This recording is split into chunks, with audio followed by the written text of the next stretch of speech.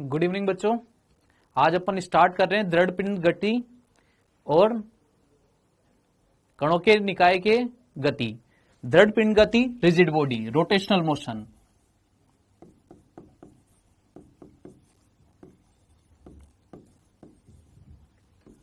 Rigid body and motion of system of particles.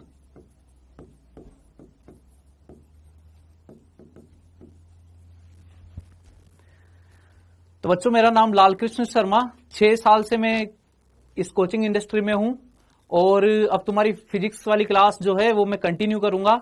जो chapter अपन start करने वाले हैं वो चैप्टर है rigid body and motion of system of particle, दृढ़ पिंड और कणों के निकाय की गति। जो चैप्टर अपन स्टार्ट करने जा रहे हैं बेटा उसका नाम क्या है? दृढ़ पिंड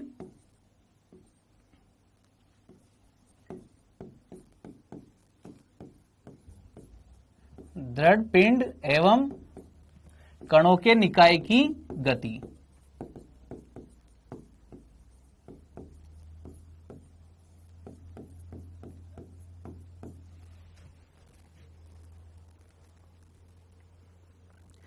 तो बेटा जी, अपन स्टार्ट कर रहे हैं कि दृढ़ पिंड और कणों के निकाय की गति क्या होती है। अभी तक अपन एक कण के बारे में जानकारी लेते हुए हैं कि जो एक कण है वो एक कण की गति किस प्रकार से होती है। जितने भी चैप्टर अपन ने पढ़े उनमें केवल अपन एक कण के बारे में जानकारी ले रहे थे अभी तक, कि एक कण जो है वो एक कण पे फोर्स लगेगा तो उसका एक्सीलरेशन ये हो सकता है। एक कण के पास अगर कोई वेलोसिटी है तो उसका मोमेंटम ये हो सकता है। जैसे अगर मैं ब्लॉक की बात करूं, अभी तक अपन ब्लॉक की बात कर रहे थे। अभी तक अपन एक ब्लॉक की बात कर रहे थे। जो भी चैप्टर वगैरह होते थे पहले वाले, जो भी चैप्टर पढ़ते थे अपन, उनमें अपन एक सिंपल एक ब्लॉक की बात करते थे। एक ब्लॉक मतलब एक पॉइंट मास की तरह ट्रीट किया जाता था उसको, कि एक बिंदु द्रव्यमान है केवल वो। अब जब अपन आज बात करेंगे तो अपन किसकी बात कर रहे हैं? दृढ़ पिंड की। दृढ़ पिंड की बात कर रहे हैं, किसी वस्तु की बात कर रहे हैं, रिजिड बॉडी की बात कर रहे हैं अपन, दृढ़ पिंड की बात कर रहे हैं बेटा। तो अगर दृढ़ पिंड की बात कर रहे हैं अपन,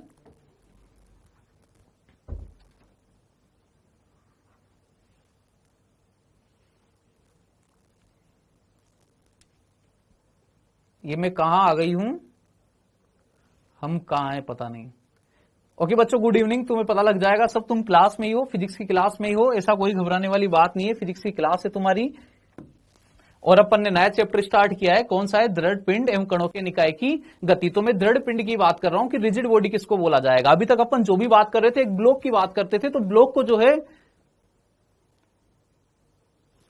बेटा नया चैप्टर स्टार्ट कर रहा हूं। मैं फिर आपको बता रहा हूं कि मैं नया चैप्टर स्टार्ट कर रहा हूं। मेरा नाम लाल कृष्ण शर्मा है, मैं नया चैप्टर स्टार्ट कर रहा हूं। नया चैप्टर है दृढ़ पिंड, नया चैप्टर है तुम्हारा दृढ़ पिंड और कणों के निकाय की गति। तो दृढ़ पिंड के बारे में आपको बताना चाह रहा हूं कि बेटा अभी तक जो भी और चैप्टर पढ़ते हैं अपन, जैसे एनएलएम पढ़ते हैं, सेंटर ऑफ मास पढ़ते हैं, तो उन सब में अपन एक ब्लॉक की बात करते हैं। ब्लॉक की मतलब पॉइंट मास होता है। ये क्या होता है? ये पॉइंट मास होता है। अब अपन किसकी बात करने वाले हैं? रिजिड बॉडी की बात करने वाले हैं। रिजिड बॉडी मतलब बहुत सारे पॉइंट मास मिलकर जो सिस्टम बनाएंगे उसको क्या बोला जाएगा? बॉडी बोला जाएगा। और फिर बॉडी में भी जो रिजिड बॉडी होती है, उस रिजिड बॉडी की बात कर रहा हूं बेटा। रिजिड बॉडी क्या होती है? तो सबसे पहले अपन बात कर रहे हैं कि दृढ़ पिंड किसको बोला जाएगा। दृढ़ पिंड की डेफिनेशन लिख रहे हैं बेटा। दृढ़ पिंड मतलब रिजिड बॉडी की बात कर रहा हूं, दृढ़ पिंड किसको बोला जाएगा। तो सबसे पहले तो मैं वस्तु की बात करता हूं कि वस्तु किसको बोला जाता है। तो सिंपल केवल नॉर्मल बॉडी की बात कर रहा हूं, मतलब रिजिड बॉडी नहीं, केवल नॉर्मल बॉडी। तो अगर नॉर्मल बॉडी की बात की जाए बेटा, तो नॉर्मल बॉडी मतलब बहुत सारे कणों से मिलकर जो बनती है उसको क्या बोला जाएगा? नॉर्मल बॉडी बोला जाएगा। कोई भी सामान्य वस्तु उसको बोला जाएगा। लेकिन अब मैं विशेष रूप से बात कर रहा हूं कि दृढ़ पिंड किसको बोला जाएगा, रिजिड बॉडी किसको बोला जाएगा। तो सुनिएगा बात को, दृढ़ पिंड किसको बोला जाता है। तो दृढ़ पिंड की अगर मैं बात करूं तो दृढ़ पिंड किसको बोला जाएगा बेटा, जिसे मैं आपसे बोल देता हूं कि कोई ये वस्तु है, ये कोई भी वस्तु है, इसको दृढ़ वस्तु तब बोला जाएगा, इसको दृढ़ वस्तु तब बोला जाएगा बेटा जब मैं तुमसे ये बोल दूं कि अगर मैं इस पे कोई भी नॉर्मल फोर्स लगा रहा हूं, मैंने यहां पे कोई फोर्स अप्लाई किया, 5 newton, 10 newton, simple ordinary force है, simple ordinary force, 5 newton, 10 newton, 20 Newton.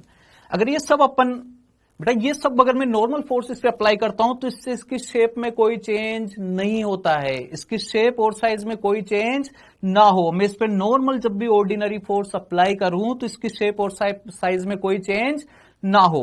तो बेटा ऐसी वस्तु को क्या बोला जाता है? दृढ़ वस्तु बोला जाता है। एक बार फिर रिपीट कर रहा हूं बेटा, सुनना बात को। दृढ़ वस्तु किसको बोला जाएगा?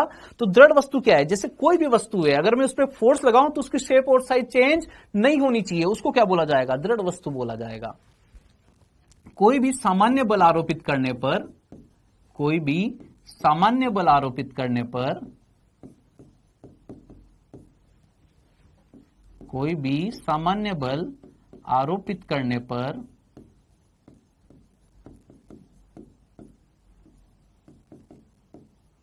वस्तु के आकार में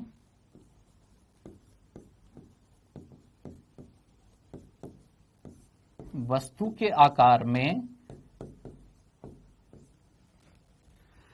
के आकार में व आकृति में कोई परिवर्तन ना हो। वस्तु के आकार में वो आकृति में कोई परिवर्तन ना हो।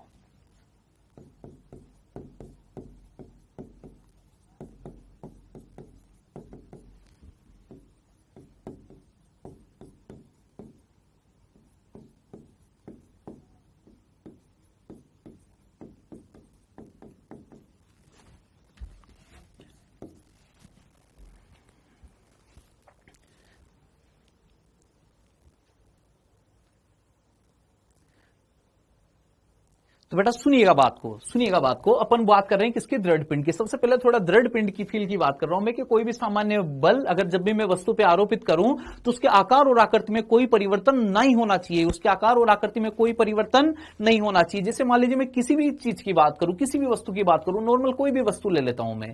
जैसे मान लीजिए मैंने रिमोट ले लिया बेटा, अगर मैं इस वस्तु की बात करूं तो अगर अपन को लगता होगा कि ये रिजिड बॉडी होगा, इस पर भी अपन फोर्स लगा रहे हैं, नॉर्मल फोर्स लगा रहे हैं, इसकी शेप और साइज में कोई चेंज नहीं हो रहा है। लेकिन ऐसा नहीं है। अगर इसको मैं बिल्कुल सूक्ष्म लेवल पे देखूं तो बिल्कुल सूक्ष्म लेवल पे मुझे ऐसा देखने को मिलेगा कि जैसे मैं फोर्स लगाता हूं तो जो सरफेस वाले पार्टिकल है, जो यहां सतह वाले कण है, वो थोड़ा सा क्या हो जाते हैं? विस्थापित हो जाते हैं, वो अपनी जगह से विस्थापित हो जाते हैं। ये सारे कण अपनी जगह से विस्थापित हो जाते हैं। बेटा तरल यांत्रिकी चलेगा तुम्हारा, लेकिन मुझसे ये चैप्टर पढ़ाने के लिए बोला गया है। मुझे नहीं पता है कि तुम्हारा ये चैप्टर हो गया है या फिर नहीं हो गया है।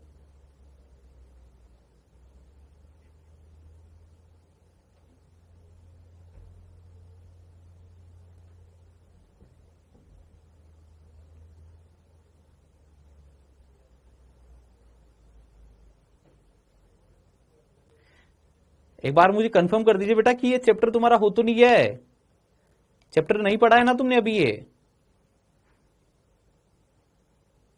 Okay, thank you. कौन सा चैप्टर है बेटा? मैंने स्टार्ट किया है दृढ़ पिंड और कणों के निकाय की गति।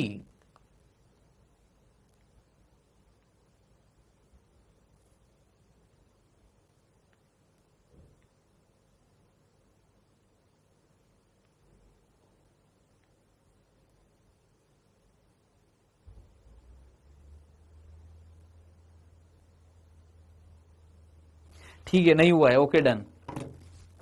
तो सुनिएगा, तो अपन दृढ़ पिंड की बात कर रहे थे। कोई भी सामान्य बल आरोपित करने पर वस्तु के आकार एवं आकृति में कोई परिवर्तन ना हो, तो उस प्रकार की वस्तु को क्या बोला जाएगा बेटा? दृढ़ पिंड बोला जाएगा। मैं बात कर रहा था, मैं समझा रहा था तुम्हें कि जैसे अगर मैं ये इस वस्तु की बात करूं तो इस वस्तु की अगर मैं सरफेस पे अगर मैं फोर्स अप्लाई करता हूं, कोई ऑर्डिनरी फोर्स अप्लाई करूं, कोई सामान्य बल आरोपित करता हूं, तब भी जो इसके सतह के कण है वो सतह के कण थोड़े थोड़े विस्थापित हो जाते हैं। अगर इनको सूक्ष्म लेवल पे देखा जाए तो ये थोड़े थोड़े क्या हो जाते हैं बेटा? विस्थापित हो जाते हैं।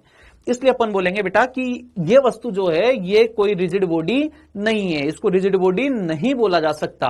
दुनिया में कोई सी भी वस्तु जो है वो रिजिड बॉडी नहीं होती है। सरफेस के मॉलिक्यूल जब भी अपन फोर्स लगाते हैं तो सरफेस के मॉलिक्यूल जो होते हैं वो सरफेस के मॉलिक्यूल का तो विस्थापन बेटा होता ही होता है। तो इसलिए अपन बोलेंगे कि दुनिया में कोई भी rigid body, ideal rigid body दुनिया में एग्जिस्ट नहीं करती। संसार में कोई सी भी दृढ़ पिंड नहीं है, कोई सा भी दृढ़ पिंड नहीं है, रिजिड बॉडी कोई सी भी नहीं है। अपन बस केवल मान लेते हैं, अपन मान लेते हैं कि हाँ ये रिजिड बॉडी रही होगी। कोई भी बॉडी है, अगर उसकी सरफेस के मॉलिक्यूल में अगर थोड़ा सा विस्थापन हो रहा है तो अपन रिजिड बॉडी मान के उसको पढ़ लेते हैं।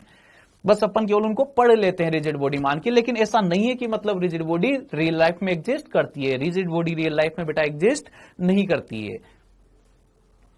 तो एक आइडियल कंडीशन है, रिजिड बॉडी होना मतलब एक आइडियल कंडीशन है। अच्छा, अगर मैं दूसरी बात अगर इस रिजिड बॉडी के लिए बोलूं बेटा, तो दूसरी बात क्या जो है मुझे समझ में आती है, मैं कह रहा हूं कि अगर इसकी शेप में कोई चेंज नहीं होगा, अगर इसकी साइज में कोई चेंज नहीं होगा, तो कोई भी दो कण अगर मैं इसकी शेप की बात करूं और इसकी साइज की बात करूं, बेटा दीवार भी नहीं है, दीवार पे भी अगर तुम बॉल फेंक के मारोगे, दीवार पे भी बॉल फेंक के मारोगे, तो उसके जो सरफेस के मॉलिक्यूल है वो सरफेस के मॉलिक्यूल कंप्रेस होंगे ही होंगे, सरफेस के मॉलिक्यूल कंप्रेस होंगे ही होंगे। हाँ ये बेटा आरंभी बेच, सुनिएगा आप बात को, है ना। तो सरफेस पे भी अगर दीवार की भी बात करें तो दीवार भी रिजिड बॉडी नहीं होती, आइडियल रिजिड बॉडी एग्जिस्ट करती ही नहीं है बेटा, है ना।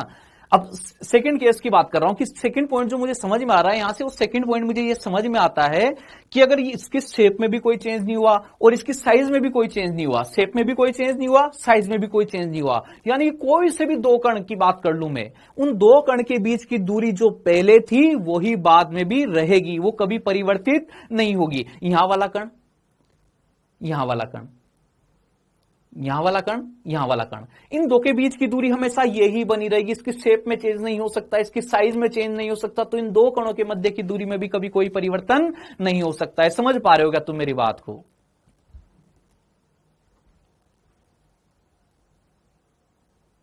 समझ पा रहे हो क्या तुम मेरी बात को? अगर मैं कह रहा हूं इसकी शेप में भी चेंज नहीं है, साइज में भी चेंज नहीं है, तो जो ये दो कण है बेटा, इन दो कणों के मध्य की दूरी में भी कभी कोई परिवर्तन नहीं होगा, अगर ये क्या है, दृढ़ पिंड है। क्या है ये? अगर दृढ़ पिंड है। तो बेटा दूसरा पॉइंट जो मैं लिख रहा हूं दृढ़ पिंड की डेफिनेशन का, वो दूसरा पॉइंट ये होता है कि कोई भी दो बिंदुओं, कोई भी दो बिंदुओं, कोई से भी दो बिंदु, कोई भी दो बिंदुओं, कोई भी दो बिंदुओं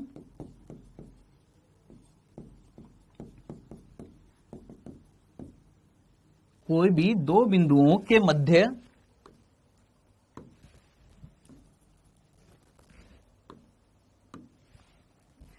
कोई भी दो बिंदुओं के मध्य की दूरी हमेशा अपरिवर्तित रहेगी।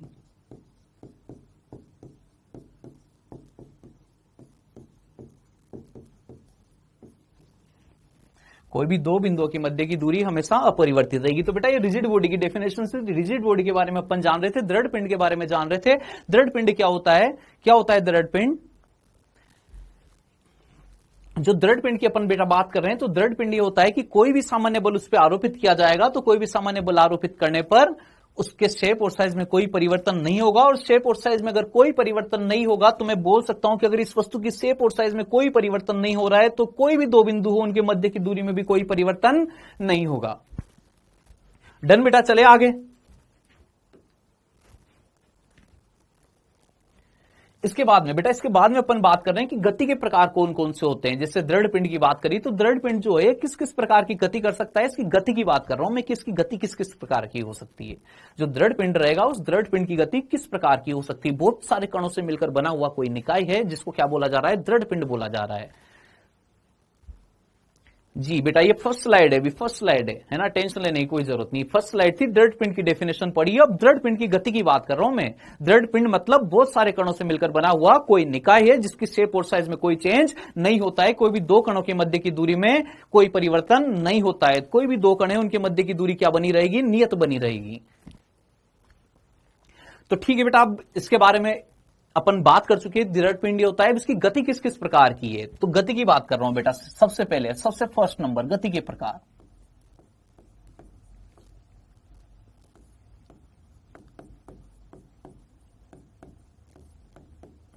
गति के प्रकार, तो बेटा गति जो है वो तीन प्रकार की, जो दृढ़ पिंड रहेगा उसकी गति कितनी प्रकार की होगी?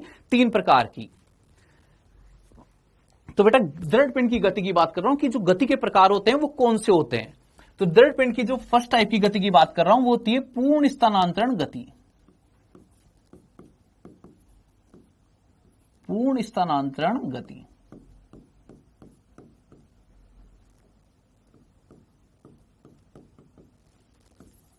अब समझना बेटा बात को, पूर्ण स्थानांतरण गति क्या होगी। हाँ बेटा, ये आरंभी बैच है और तुम परेशान मत हो, परेशान मत हो। अभी सब पढ़ रहे हैं, तुम सब में से कुछ बोल रहे हैं कि ये पढ़ लिया है, बहुत सारे बोल रहे हैं कि नहीं पढ़ा है, तो चैप्टर तो यही पढ़ाना है, यही मिला हुआ है, तो चैप्टर यही पढ़ेंगे अपन, पूर्ण स्थानांतरण गति है। और सुनिएगा बात को, है ना, दृढ़ पिंड की गति की बात कर रहे हैं। सबसे पहले प्रकार की गति जो मैं तुम्हें बता रहा हूं वो कौन सी है, पूर्ण स्थानांतरण गति है। तो बेटा पूर्ण स्थानांतरण गति जो है उसकी अगर मैं कुछ कुछ बात करता हूं तुमसे कि जो पूर्ण स्थानांतरण गति है, जैसे अगर मान लीजिए मैं बोल दूं कि ये कोई ब्लॉक है ना, ब्लॉक है। अब ये पॉइंट साइज नहीं है बेटा, इसकी डायमेंशन वगैरह दे दी जाती है कि इधर वाली जो डिस्टेंस है वो कितनी है, ए है, इधर वाली डिस्टेंस जो है वो कितनी है, बी है। तो इसका मतलब अब इसको तुम पॉइंट मास नहीं बोल सकते हो, ये तुम्हें डायमेंशन दे दी, इसका मतलब ये कोई वस्तु हो गई है। और कोई वस्तु हो गई तो अपन वस्तु को क्या मान लेते हैं, रिजिड बॉडी मान लेते हैं, दृढ़ पिंड मान लेते हैं। होता नहीं है, रियल लाइफ में एग्जिस्ट नहीं करता है, लेकिन फिर भी अपन पढ़ते किसको है, दृढ़ पिंड को ही पढ़ते हैं केवल। तो बेटा दृढ़ पिंड की बात कर रहा हूं, तो कोई भी दृढ़ पिंड है, ये मैंने साइज तुम्हें इसलिए दी है ताकि तुम पता कर पाओ कि जो नॉर्मल ब्लॉक होता था वो केवल पॉइंट मास था, एक द्रव्यमान था, बिंदु द्रव्यमान था, बिंदु द्रव्यमान था। अब ये जो है अगर मैंने इसकी डायमेंशन दे दी, अब इस ब्लॉक को बिंदु द्रव्यमान नहीं बोला जाएगा, इसके पास डायमेंशन है, इधर लंबाई है, चौड़ाई है, इसका मतलब बेटा अब इसको जो है इसको बिंदु द्रव्यमान नहीं बोला जा सकता। भाई क्या है, वस्तु है, और वस्तु है तो अपन इसको क्या मान रहे हैं, दृढ़ पिंड मान रहे हैं। कौन सा पिंड मान रहे हैं, इसको दृढ़ पिंड मान रहे हैं।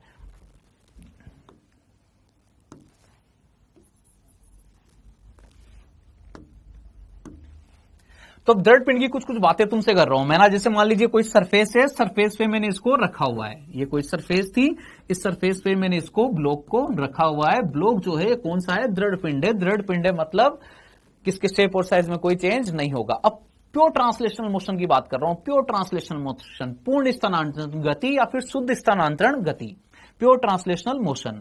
तो सुनिएगा बात को, जैसे बेटा अगर ये प्योर ट्रांसलेशन मोशन है, मतलब सिंपल शब्दों में बोलूं तो ये घूमता हुआ नहीं चलना चाहिए, कैसे, बिल्कुल खिसकते हुए चलना चाहिए। कैसे चलना चाहिए, एकदम ये खिसकते हुए चलना चाहिए। अगर घूमते हुए चलेगा तो उसको ट्रांसलेशन मोशन नहीं बोला जाएगा, उसको ट्रांसलेशन, प्योर ट्रांसलेशन मोशन नहीं बोला जाएगा। मैं बात कर रहा हूं कि बिना घूमते हुए चले, ऐसे मतलब खिसकते हुए चले, ऐसे धक्के से चले, मतलब है घूमते हुए नहीं चलना चाहिए। कैसा चलना चाहिए, सीधा का सीधा, ऐसा का ऐसा, इसी जो जिस शेप में, जिस टाइप से मुझे दिख रहा है, जिस ओरिएंटेशन में मुझे दिख रहा है, उसी टाइप से आगे खिसकना चाहिए। तो इसको क्या बोला जाएगा बेटा, पूर्ण स्थानांतरण गति बोला जाएगा। जैसे मान लीजिए मैं तुमसे बोल देता हूं कि ये ए वाली लेंथ इधर है, बी वाली लेंथ इधर है, अगर मान लीजिए खिसकते खिसकते खिसकते आ जाता है, अगर एक खिसकते खिसकते यहां पर आ जाता है, तो बेटा यहां पे भी ये वाली लेंथ क्या बोली जाएगी, ए ही बोली जाएगी, और ये वाली लेंथ क्या बोली जाएगी, बी ही बोली जाएगी।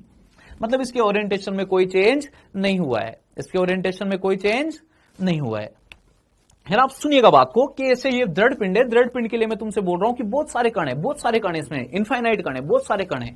अब वो बहुत सारे कणों से अपन पूर्ण स्थानांतरण गति की डेफिनेशन देना चाह रहे हैं कि इसकी डेफिनेशन क्या होगी। तो अगर मैं बहुत सारे कणों की बात करूं बेटा,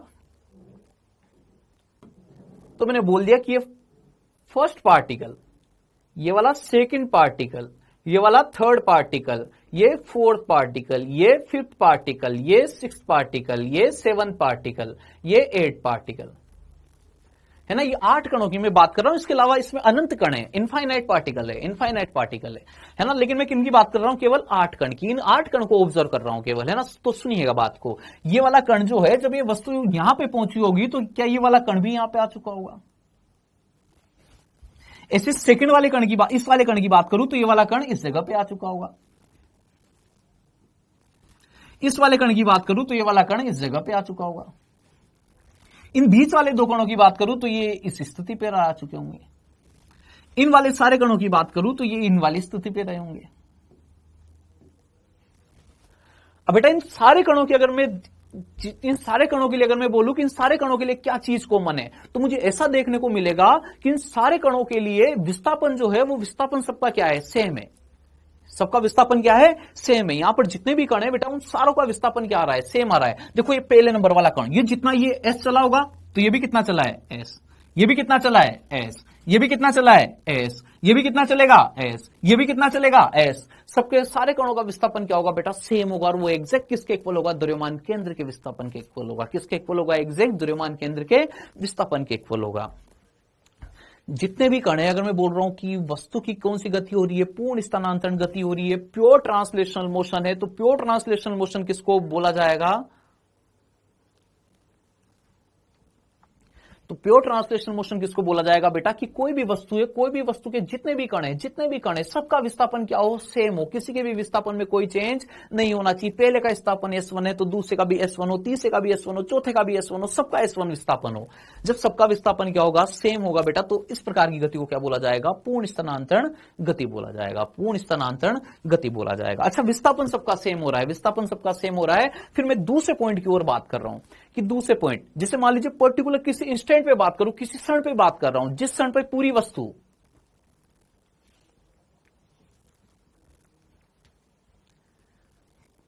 तो सुनिएगा बात को, पूर्ण स्थानांतरण गति की बात कर रहे हैं बेटा। पूर्ण स्थानांतरण गति जो होती है, पूर्ण स्थानांतरण गति में अपन ने बोला कि सबका विस्थापन क्या होगा, सेम होगा। अगर वस्तु घूम जाती तो फिर सबका विस्थापन सेम नहीं होता, वस्तु खिसकते हुए इधर आनी चाहिए, तब जाके सबका विस्थापन क्या होगा, सेम होगा। और वस्तु खिसकते हुए इधर आ रही है तो अपन ने देखा, ऑब्जर्व किया कि सारे कण जो है सबका विस्थापन भी क्या हो रहा है, सेम हो रहा है।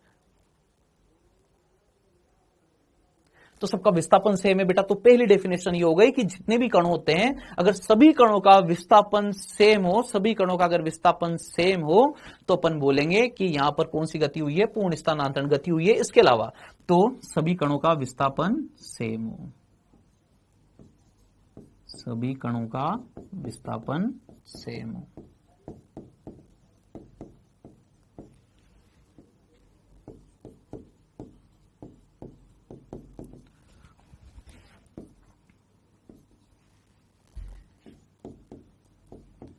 किसी समय अंतराल में, कोई सा भी समय अंतराल हो, कोई सा भी इंटरवल हो,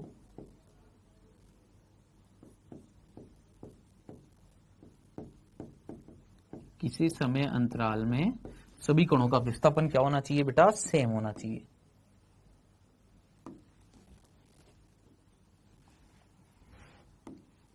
सेकंड पॉइंट की बात कर रहा हूं, अब मैं किसी क्षण की बात कर रहा हूं, किसी पॉइंट ऑफ टाइम की बात कर रहा हूं, किसी पॉइंट ऑफ टाइम की, जैसे 7:30 बजे की बात कर रहा हूं कि 7:30 बजे अगर इस वाले कण का वेग कितना था, 5 मीटर पर सेकंड, तो इसका भी कितना होगा, 5, इसका भी कितना होगा, 5, हर कण का वेग कितना होगा, 5 मीटर पर सेकंड। अब किसी पर्टिकुलर पॉइंट ऑफ टाइम की बात कर रहा हूं, किसी क्षण की बात कर रहा हूं, तो अगर किसी क्षण की बात करूं बेटा, तो किसी भी क्षण पे अगर मैं ऑब्जर्व करूं तो जितने भी कण है सारे कणों का वेग क्या मिलेगा, सेम मिलेगा उस टाइम पर। पर्टिकुलर पॉइंट ऑफ टाइम की बात कर रहा हूं, उस पॉइंट ऑफ टाइम पर अगर किसी 7:30 बजे, फिक्स 7:30 बज रहे हैं घड़ी में, उस टाइम पर अगर पहले कण का वेग 5 मीटर पर सेकंड है, तो दूसरे का भी कितना होगा, 5 मीटर पर सेकंड, थर्ड वाले का भी क्या होगा, 5 मीटर सेकंड। जितने भी कण है रिजिड बॉडी में, सबका वेग क्या होगा, 5 मीटर पर सेकंड होगा। किसी क्षण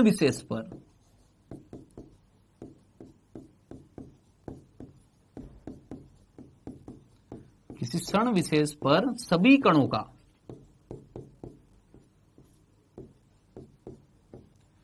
वेग सेम। थर्ड पॉइंट, अब बेटा किसी टाइम पर अगर सबकी वेलोसिटी सेम है, तो किसी भी टाइम पर अगर एक पॉइंट के पास एक्सीलरेशन है, तो जितने भी पॉइंट है सबके पास भी एक्सीलरेशन क्या होगा, सेम होगा, और वो एग्जैक्ट वही होगा जो पूरी दृढ़ पिंड का त्वरण है। अगर मैं बोल रहा हूं कि अगर किसी एक कण का त्वरण a1 है, तो सारे कणों का त्वरण भी क्या रहेगा, a1 रहेगा, और पूरी वस्तु का त्वरण भी बेटा क्या रहेगा, a1 रहेगा। इसको क्या बोला जाएगा, रिजिड बॉडी की पूर्ण स्थानांतरण गति बोला जाएगा। तो अगर थर्ड वाला पॉइंट लिखूं, थर्ड वाली डेफिनेशन लिखूं, तो किसी क्षण विशेष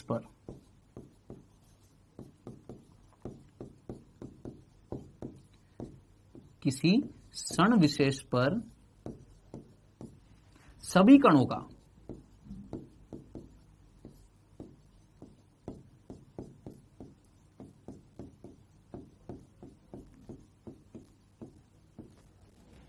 त्वरण भी क्या होगा, सेम होगा। तो बेटा क्या है पूर्ण स्थानांतरण गति, क्या है पूर्ण स्थानांतरण गति, सारे कणों के विस्थापन क्या हो, सेम हो। विस्थापन किसमें मेजर किया जाता है, समय अंतराल में। जैसे मान लीजिए t बराबर 5 से लेकर t बराबर 10, तो समय अंतराल की जब बात करते हैं तो किसी समय अंतराल में सभी कणों का विस्थापन क्या होना चाहिए, सेम होना चाहिए। और जो कोई पॉइंट ऑफ टाइम है, तो उस पॉइंट ऑफ टाइम पर सबकी वेलोसिटी भी क्या होनी चाहिए, सेम, और उस पॉइंट ऑफ टाइम पर सबका त्वरण भी क्या होनी चाहिए, सेम होना चाहिए।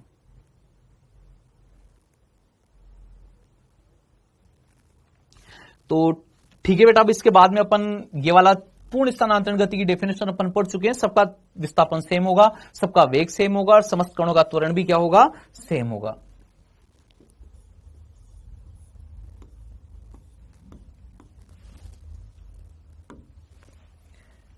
बेटा इसके बाद में second type of motion, second गति किस प्रकार की हो सकती है, दृढ़ पिंड की।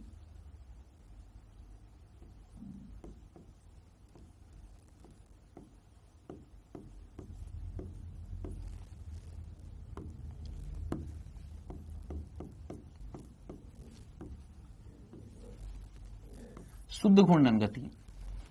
अब अपन बात कर रहे हैं प्योर रोटेशनल मोशन की। प्योर रोटेशनल मोशन मतलब शुद्ध घूर्णन गति की बात करेंगे बेटा कि शुद्ध घूर्णन गति क्या होती है। अभी तक अपन ने क्या पढ़ी थी, जो पहले पढ़ी वो क्या है, शुद्ध स्थानांतरण गति है, पूर्ण स्थानांतरण गति है। अब अपन किसकी बात कर रहे हैं, शुद्ध घूर्णन गति की बात कर रहे हैं, प्योर रोटेशनल मोशन की बात कर रहे हैं। तो बेटा सुनिएगा प्योर रोटेशनल मोशन क्या होता है। तो प्योर रोटेशनल मोशन की बात करूं तो मैं तुमसे बोल रहा हूं कि कोई वस्तु है, कोई वस्तु उसी जगह पे क्या होती जा रही है, घूमती जा रही है। कोई वस्तु है उसी जगह पे क्या होती जा रही है, घूमती जा रही है, तो उसको क्या बोला जाएगा, प्योर रोटेशनल मोशन बोला जाएगा। अगर कोई भी वस्तु है अपनी जगह पे क्या होती जा रही हो, घूमती जा रही है, उसको क्या बोला जाएगा, प्योर रोटेशनल मोशन बोला जाएगा। तो सुनिएगा बात को। जैसे सबसे पहले मैं तुमसे बात करूं, जैसे मान लो फैन है, फैन घूम रहा है ना, रूम है, कमरे के अंदर फैन घूम रहा है, पंखा घूम रहा है कमरे के अंदर। तो अगर कमरे के अंदर पंखा घूम रहा है बेटा, तो जो पूरे पंखे की गति की बात करूं, पूरे पंखे की गति की, तो पूरे पंखे की गति जो है वो तो क्या है, शुद्ध घूर्णन गति है। पूरे पंखे की गति की बात कर रहा हूं। तो पूरे पंखे की गति जो रहेगी, पूरे पंखे की गति क्या रहेगी, शुद्ध घूर्णन गति रहेगी। पूरे पंखे की गति जो है वो क्या है, शुद्ध घूर्णन गति।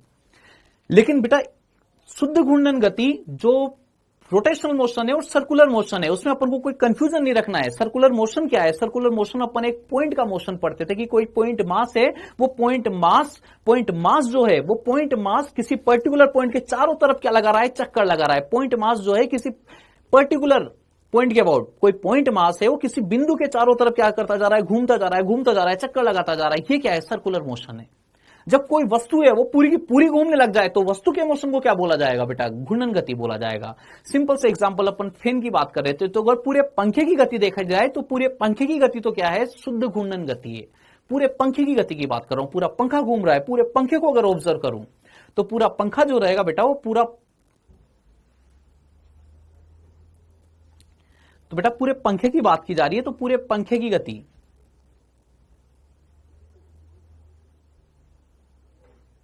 हाँ बेटा कमेंट देख रहा हूं, तुम बोल रहे हो कि 22 सर चलते चैप्टर हो गया है। अब मैं बेटा उसका मैं क्या कर सकता हूं, मतलब तुम्हारा चैप्टर हो गया है, बहुत से बच्चों का नहीं हुआ है। अब मुझे यही चैप्टर पढ़ाने के लिए बोला जा रहा है, तो बेटा मुझे तो यही चैप्टर पढ़ाना पड़ेगा।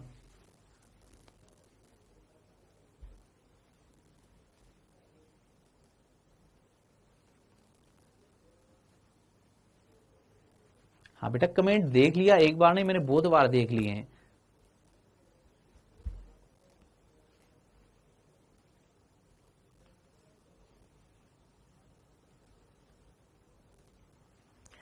तो ठीक है, सेकंड टाइप के मोशन की मैं बात कर रहा हूं, शुद्ध घूर्णन गति की। पंखे का मोशन तुम्हें समझा रहा था, तो सुनिएगा बात को। तो पंखे की गति की बात कर रहा हूं, जो पूरे पंखे की गति को अगर मैं ऑब्जर्व करूं तो पूरे पंखे की गति जो है वो क्या है, शुद्ध घूर्णन गति है। लेकिन सुनना मेरी बात को, पंखे की पंखुड़ी पर अगर कोई कीड़ा बैठा हुआ है या वहां पे मैं कोई डॉट बना दूं, पंखे की जो पंखुड़ियां घूम रही है उन पे अगर मैं कोई डॉट बना दूं तो उस डॉट की जो गति बोली जाएगी वो तो क्या है, वृत्तीय गति है। और पूरे पंखे की गति को अगर मैं एक साथ स्टडी करता हूं, पूरे पंखे की गति को अगर बेटा मैं एक साथ देखता हूं तो वो गति कौन सी है, घूर्णन गति है। पूरे पंखे की गति कौन सी है, घूर्णन गति है। और अगर पंखे की पंखुड़ी पर अगर मैं एक डॉट बना देता हूं बेटा, तो जो डॉट की गति होगी पंखे की पंखुड़ी के उस डॉट के को अगर ऑब्जर्व करूं तो उस डॉट की जो गति रहेगी वो कौन सी रहेगी, वृत्तीय गति रहेगी। तो शुद्ध घूर्णन गति, सुनिएगा बात को, शुद्ध घूर्णन गति किसको बोला जाएगा, शुद्ध घूर्णन गति में अपन सबसे पहले अपन एक चीज को और डिफाइन कर रहे हैं, इसमें होती है एक्सिस ऑफ रोटेशन, घूर्णन अक्ष, एक्सिस ऑफ रोटेशन, घूर्णन अक्ष। तो घूर्णन अक्ष की बात कर रहे हैं बेटा कि अगर कोई भी वस्तु है, अगर उसकी शुद्ध घूर्णन गति हो रही है तो जो वस्तु होती है किसी एक एक्सिस के चारों तरफ घूम रही होती है, एक एक्सिस के परितः घूम रही होती है, उसका घूर्णन जो हो रहा होता है एक एक्सिस के अबाउट हो रहा होता है, एक एक्सिस के चारों तरफ वो घूम रही होती है, एक एक्सिस के अबाउट घूम रही होती है। तो एक एक्सिस के परितः वो घूमती रहेगी, उसको क्या बोला जाएगा बेटा, शुद्ध घूर्णन गति बोला जाएगा। तो एक एक्सिस की बात कर रहा हूं, उस एक्सिस को अपन नाम देते हैं घूर्णन अक्ष। किसको डिफाइन कर रहे हैं अपन, घूर्णन अक्ष को।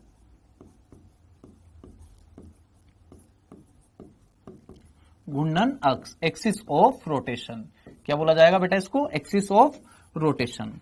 तो एक्सिस ऑफ रोटेशन, जैसे अगर मैं फैन की बात कर रहा हूं बेटा, तो फैन जो है उसकी जो शाफ्ट आ रही है उस शाफ्ट को क्या बोला जा सकता है, उस पंखे की क्या बोला जा सकता है, एक्सिस ऑफ रोटेशन बोला जा सकता है।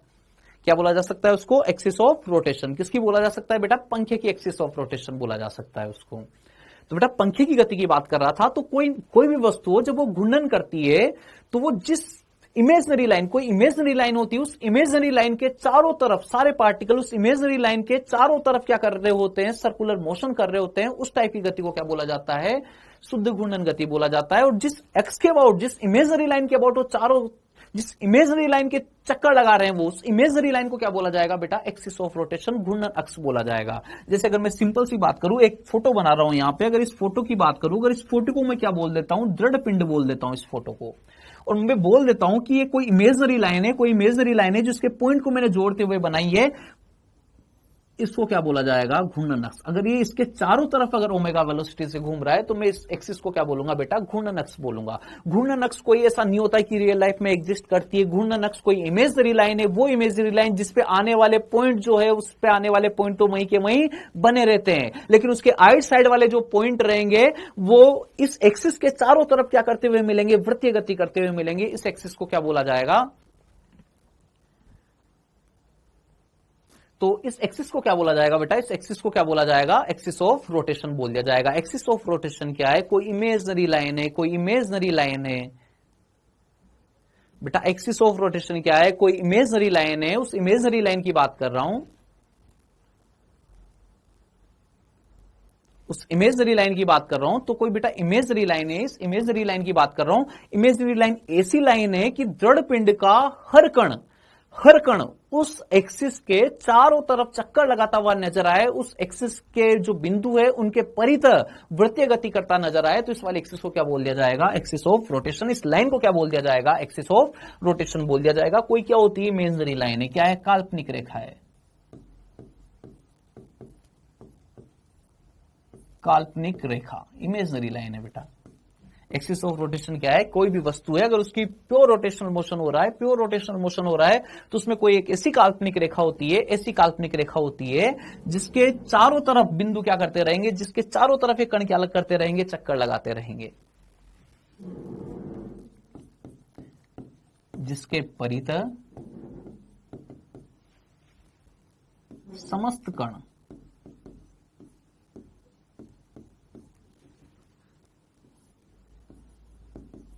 AOR वाले कणों को छोड़कर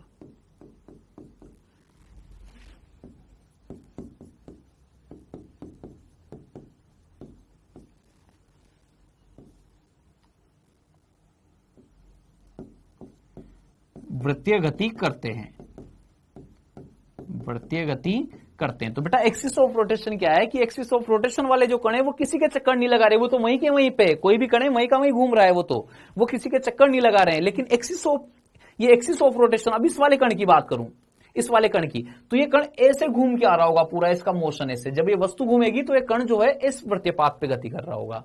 इस वाले कण की बात करूं जो यहां पर होगा, ये इस वाले वृत्तीय पथ पर गति कर रहा होगा। तीसरे वाले कण की बात करूं, मान लीजिए कोई कण यहां पर है बिल्कुल पास, तो ये बिल्कुल पास में वृत्तीय गति कर रहा होगा इसके। तो इससे बेटा जितने भी कण रहेंगे जो एक्सिस ऑफ रोटेशन पे नहीं आ रहे हैं, तो वो सारे एक्सिस ऑफ रोटेशन वाले जो बिंदु होते हैं उनके चारों तरफ क्या करते रहते हैं, चक्कर लगाते रहते हैं। इस प्रकार को क्या बोला जाएगा बेटा, इसको क्या बोला जाएगा, एक्सिस ऑफ रोटेशन बोला जाएगा। लेकिन अगर मैं इस AOR वाले कणों की बात करूं, AOR वाले कण, AOR वाले कण विरामावस्था में होते हैं। कहां पे होते हैं वो, विरामावस्था में होते हैं।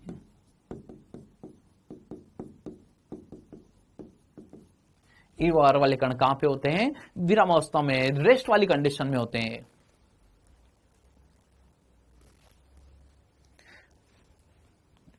तो बेटा अपन बात कर रहे हैं कि जो AOR वाले कण रहेंगे वो वहीं के वहीं घूमेंगे, लेकिन कण वहीं का वहीं घूमता है तो उसको रोटेशनल मोशन नहीं बोलते, कण वहीं का वहीं है, मतलब उसकी पोजीशन में कोई चेंज नहीं हो रहा है, उसको कैसा बोला जाएगा, विरामावस्था में बोला जाता है।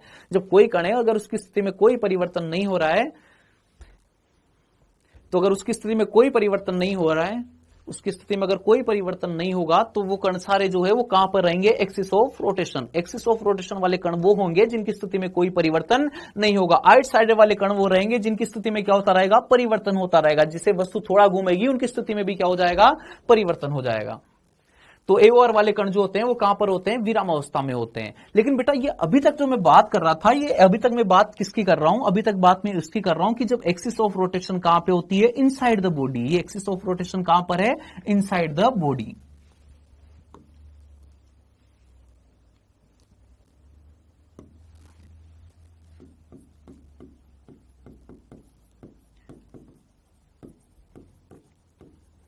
तो इनसाइड द बॉडी, अगर एक्सिस ऑफ रोटेशन जो है वो इनसाइड द बॉडी है, वो इनसाइड द बॉडी है बेटा, तो दो प्रकार के कण मिलेंगे। कुछ कण ऐसे रहेंगे जो एक्सिस ऑफ रोटेशन पे आएंगे, कुछ कण ऐसे रहेंगे जो एक्सिस ऑफ रोटेशन के आसपास रहेंगे, दूर रहेंगे, उससे एक्सिस ऑफ रोटेशन पे नहीं होंगे। दो प्रकार के कण मिलेंगे।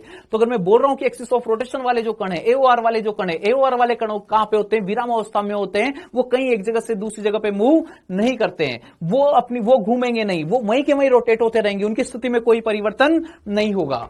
लेकिन जो आइट साइड वाले कणों की बात करूं बेटा, तो जो आइट साइड वाले कण रहेंगे, वो आइट साइड वाले कण जो रहेंगे वो एओआर वाले कणों के चक्कर लगाते हुए नजर आएंगे, एओआर वाले कणों के चक्कर लगाते हुए नजर आएंगे। इसको क्या बोला जाएगा? शुद्ध घूर्णन गति। और वो भी किस प्रकार की? जिसमें जो एक्सिस ऑफ रोटेशन है बेटा वो कहां पर है? इनसाइड द बॉडी है। अब बेटा मैं बात कर रहा हूं जब अगर एक्सिस ऑफ रोटेशन जो है वो कहां पे हो जाए? Outside the body, outside the body.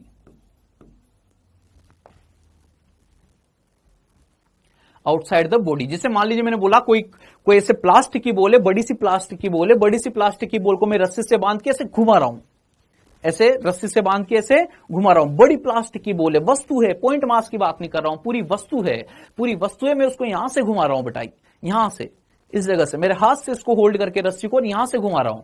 अगर यहां से इसको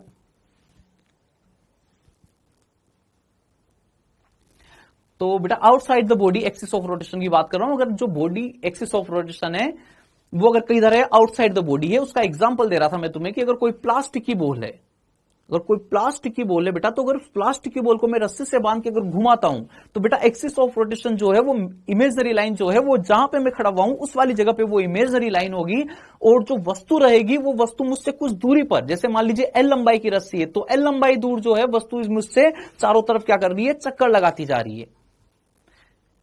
बॉडी जो है वो घूमती भी जा रही है। एक्सिस ऑफ रोटेशन की बात कर रहे हैं बेटा, एक्सिस ऑफ रोटेशन, पूरी वस्तु जो है वो ऐसे घूमती भी जा रही है। तो बेटा अगर मैं तुमसे बोलूं कोई वस्तु घूम रही है एक्सिस ऑफ रोटेशन, जैसे मान लीजिए मैंने तुमसे बोल दिया है यहां पे कोई ऐसे लकड़ी है, कोई लोहे का कुछ ऑब्जेक्ट है, इसको इसके चारों तरफ क्या किया जा रहा है? घुमाया जा रहा है, ऐसे चारों तरफ इसको बेटा क्या किया जा रहा है? घुमाया जा रहा है। अब इस वाली वस्तु की बात कर रहा हूं, ये कोई मान लीजिए क्या है? ये रिजिड बॉडी है, ये क्या है? रिजिड बॉडी है। अब इसमें जितने भी कण रहेंगे बेटा, जितने भी कण रहेंगे ना, वो सारे कण ही क्या करेंगे? सारे कण ही क्या करेंगे? इस एक्सिस ऑफ रोटेशन के अबाउट क्या करेंगे? वृत्तीय पथ पे गति करेंगे, समस्त कण।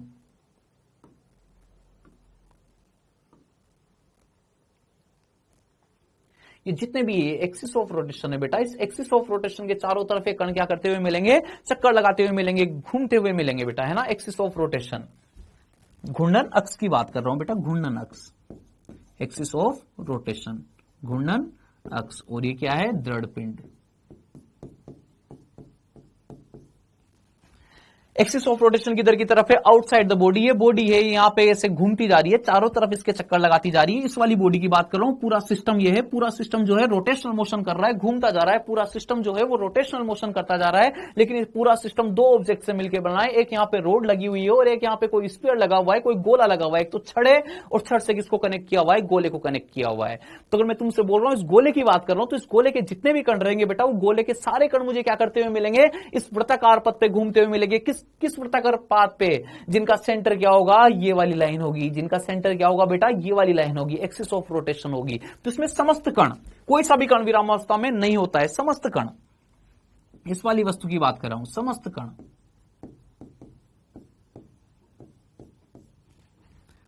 समस्त कण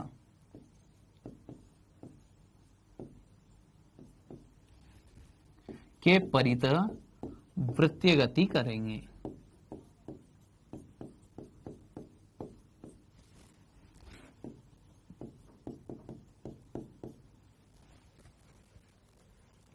तो बेटा ये थी सेकंड टाइप वाली प्योर रोटेशनल मोशन। अब थर्ड टाइप वाली मोशन की बात कर रहा हूं बेटा। जो थर्ड टाइप वाला मोशन होता है वो क्या होता है? कंबाइंड।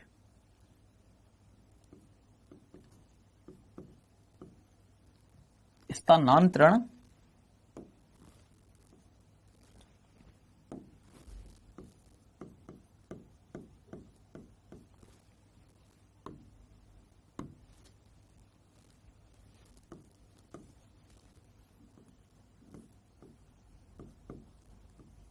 स्थानांतरण व घूर्णन गति, दोनों का संयोजन बेटा, संयुक्त स्थानांतरण व घूर्णन गति।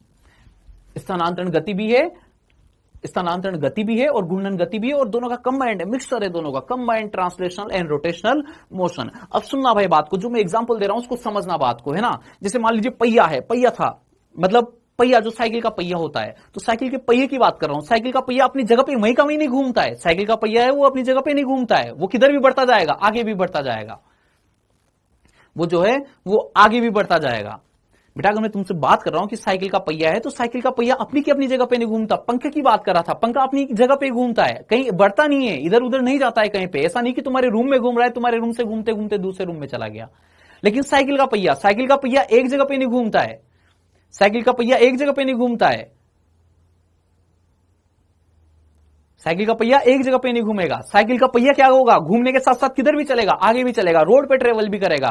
तो बेटा जो साइकिल का पहिया है उसको क्या बोला जाता है, स्थानांतरण व घूर्णन गति, दोनों का क्या है, वो संयुक्त है, दोनों का कंबाइंड एग्जांपल है साइकिल का पहिया। तो बेटा मैं पंखे की बात कर रहा था, पंखा जो है वो पंखा किसको बोला जाएगा, शुद्ध स्थानांतरण गति। और जो सेकंड वाले की बात कर रहा हूं बेटा, तो जो सेकंड वाला होता है वो सेकंड वाले की अपन बात कर रहे हैं,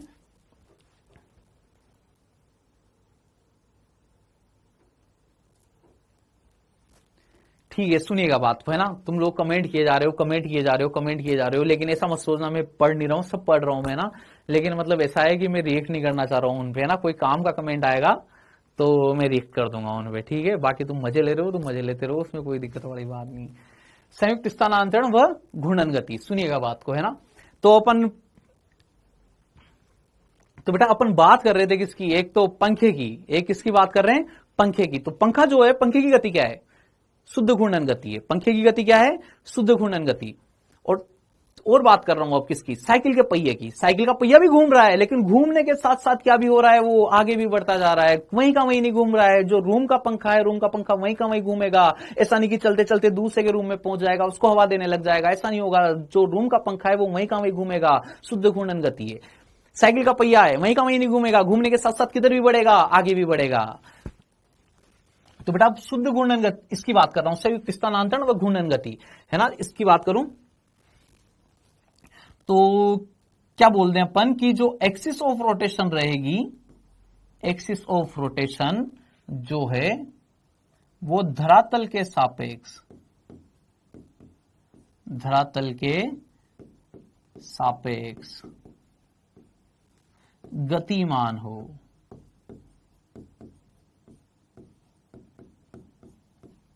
एक्सिस ऑफ रोटेशन जो है बेटा वो धरातल के सापेक्ष क्या हो, गतिमान हो। मतलब ग्राउंड के रिलेटिव में उसका मोशन हो रहा हो, ग्राउंड के रिलेटिव में कहीं ना कहीं आगे पीछे शिफ्ट हो रही हो। इस प्रकार को क्या बोला जाएगा, जब कोई वस्तु है घूम रही है और किस प्रकार से घूम रही है कि जिसकी एक्सिस ऑफ रोटेशन है, उसकी जो एक्सिस ऑफ रोटेशन है वो एक्सिस ऑफ रोटेशन भी क्या होती जाए, आगे की तरफ घूमती जाए। तो बेटा एक्सिस ऑफ रोटेशन, जो एक्सिस ऑफ रोटेशन है, एक्सिस ऑफ रोटेशन की बात कर रहा हूं कि जो एक्सिस ऑफ रोटेशन रहेगी वो एक्सिस ऑफ रोटेशन क्या होती जाए, आगे की तरफ बढ़ती जाए। एरोप्लेन का फैन की गति कौन सी है, तो एरोप्लेन के फैन की गति बेटा combined translatory and rotational motion है, जब वो चल रहा है तो धरातल के सापेक्ष क्या होना चाहिए, गतिमान होनी चाहिए। धरातल के रिलेटिव में एक्सिस ऑफ रोटेशन की पोजीशन क्या होती जा रही हो, चेंज होती जा रही हो, एक्सिस ऑफ रोटेशन भी आगे पीछे शिफ्ट होती जा रही हो, तो बेटा उसको क्या बोल दिया जाएगा, संयुक्त स्थानांतरण व घूर्णन गति बोल दिया जाएगा। इसके एग्जाम्पल की बात करूं तो इसका एग्जाम्पल जो है वो क्या होगा, साइकिल का पहिया, चलती हुई साइकिल का पहिया, है ना, साइकिल का पहिया।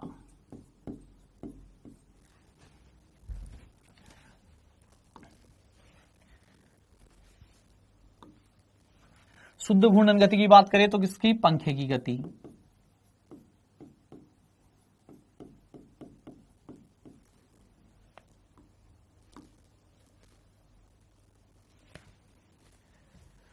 तो बेटा अपन ने बोल दिया है कि जो ये गति हो रही है, तीन प्रकार की गति अपन रिजिड बॉडी की पढ़ते हैं, रिजिड बॉडी की तीनों प्रकार की गति अपन पढ़ चुके हैं। लेकिन अब इस गति के बाद में कुछ चीजों की अपन को जरूरत पड़ेगी। जैसे मान लीजिए मैं तुमसे बोल दूं कि कोई भी वस्तु है, अगर वो केवल ट्रांसलेटरी मोशन करती थी, ब्लॉक है, वो चल रहा है, तो अपन किसकी बात करते थे, मास की। किसकी बात करते थे, मास की। लेकिन बेटा अब अपन जब घूमने की बात करेंगे कि कोई वस्तु है घूम रही है, तो जैसे वहां पे जो काम मास करता था, मास जैसे इनर्शिया होता था, कोई भी वस्तु स्थानांतरण करना चाह रहे हैं अपन, कोई भी वस्तु को स्थानांतरित करें अपन, तो स्थानांतरित करेंगे तो मुझे कितना जोर लगाना पड़ेगा, कितनी वेलोसिटी से चलेगी, मैंने कितना फोर्स लगाया, उसके बाद इसका एक्सेलरेशन कितना आएगा, ये सब चीजें किस पे डिपेंड कर रही थी, उसके मास पे डिपेंड कर रही थी। किस पे डिपेंड कर रही थी? मास पे। F बराबर m है, मैंने इतना फोर्स लगाया तो इतना एक्सेलरेशन आएगा। किस पे डिपेंड कर रहा है? मास पे डिपेंड कर रहा है, द्रव्यमान पर निर्भर कर रहा है। ऐसे यहां पर भी कोई चीज होती, कोई क्वांटिटी होती, जब कोई पूरी वस्तु घूम रही हो तो पूरी वस्तु घूम रही हो, तो घूमने के केस में एक चीज को अपन डिफाइन करते हैं जिसको क्या बोला जाता है? Moment of inertia. क्या बोला जाता है बेटा? मोमेंट ऑफ इनर्शिया, जड़त्व आघूर्ण बोला जाता है।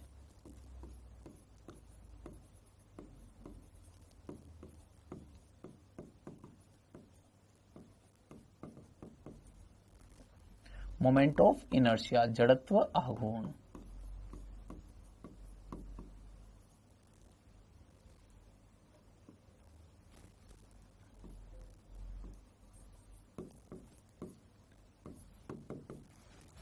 तो बेटा मोमेंट ऑफ इनर्शिया की बात कर रहे हैं, बस केवल इतना समझना तुम बात को कि जो काम मास करता था, जो काम ट्रांसलेटरी मोशन में क्या करता है? मास करता है वस्तु के लिए, कि मास भी क्या है? मास जो द्रव्यमान जो है वो द्रव्यमान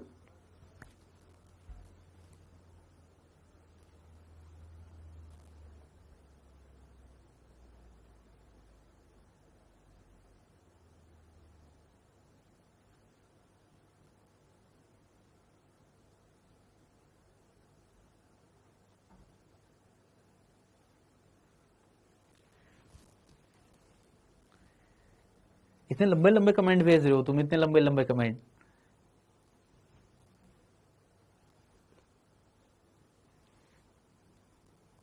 ऐसे बहुत लेंदी मैसेज जैसे कहानी लिख के भेज रहे हो।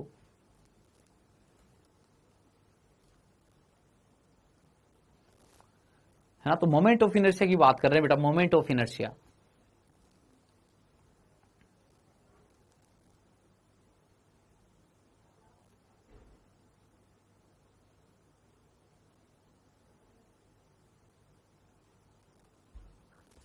है ना? तो सुनिएगा बात को, मोमेंट ऑफ इनर्शिया की बात कर रहा हूं बेटा, जड़त्वाघूर्ण की बात कर रहा हूं। जैसे कोई वस्तु है, सिंगल पॉइंट मास है, पॉइंट मास के लिए कोई बिंदु द्रव्यमान था, बिंदु द्रव्यमान के लिए जो काम ट्रांसलेटरी मोशन में जो काम कौन कर रहा था? मास कर रहा था वस्तु के लिए।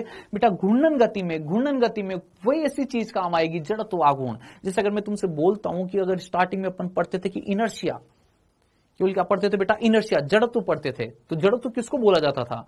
कि कोई भी वस्तु है वो अपने मोशन में चेंज का कितना अपोज करती है, जितना ज्यादा द्रव्यमान होगा वो वेग में परिवर्तन का उतना ही अपोज करेगा।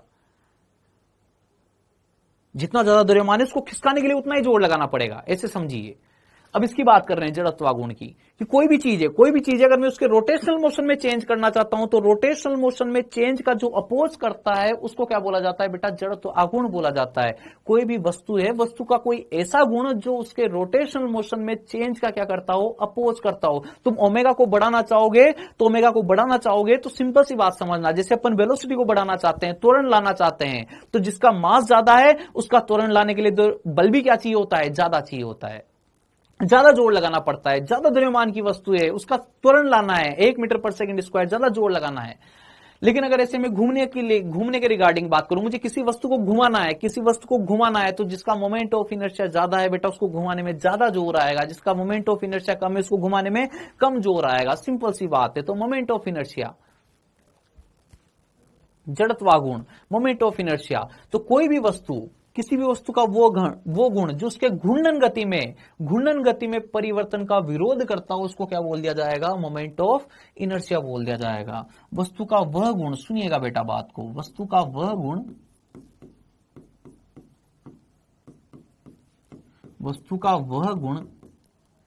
जो घूर्णन गति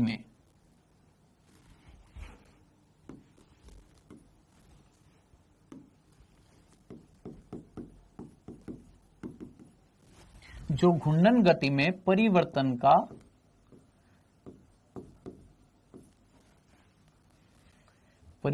का विरोध करे।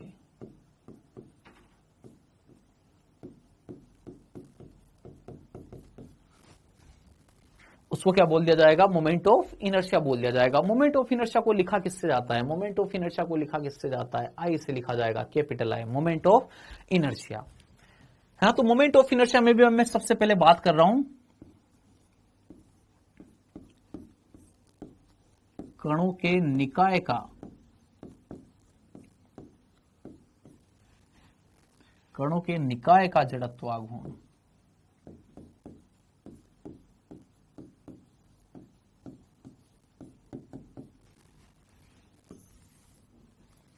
तो बेटा कणों का निकाय मतलब अपन केवल ऐसा बोल रहे हैं कि 4-5 कण का कोई निकाय है, 4-5 कण। जैसे मान लीजिए मैं तुमसे बोल दूं कि 3 स्फीयर है, 3 स्फीयर कहां पे रखे हुए हैं, ट्रायंगल के कॉर्नर पे रखे हुए हैं। एक स्फीयर यहां पर, एक स्फीयर यहां पर, एक स्फीयर यहां पर, और उनको मैंने किसी पतली पतली बारीक नगण्य द्रव्यमान की छड़ से जोड़ दिया है।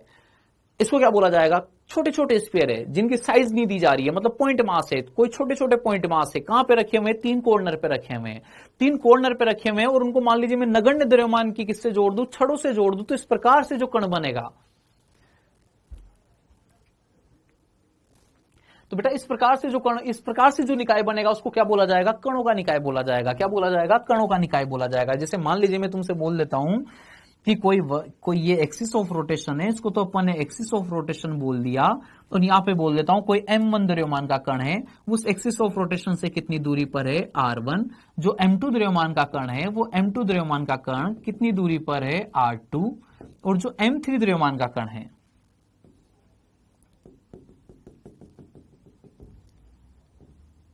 m3 द्रव्यमान का कण बेटा कितनी दूरी पर है, r3 दूरी पर है। तो जो इनका मोमेंट ऑफ इनर्शिया लिखा जाता है, वो मोमेंट ऑफ इनर्शिया क्या लिखा जाएगा, m1 r1 square plus m2 r2 square plus m3 r3 square. और बेटा अपन बोथ से केवल मोमेंट ऑफ इनर्शिया के टर्म पे अपन केवल बोथ से एक चीज जानते हैं, बोथ से अपन बोलते हैं कि मोमेंट ऑफ इनर्शिया मतलब I is equal to mr square, I is equal to mr square. तो बेटा ये कोई mr स्क्वायर, ये केवल एक अपन ने जनरल लिख दिया कि हाँ भाई ठीक है, इससे यूनिट कैलकुलेट कर दोगे, बाकी I is equal to mr square नहीं है कुछ।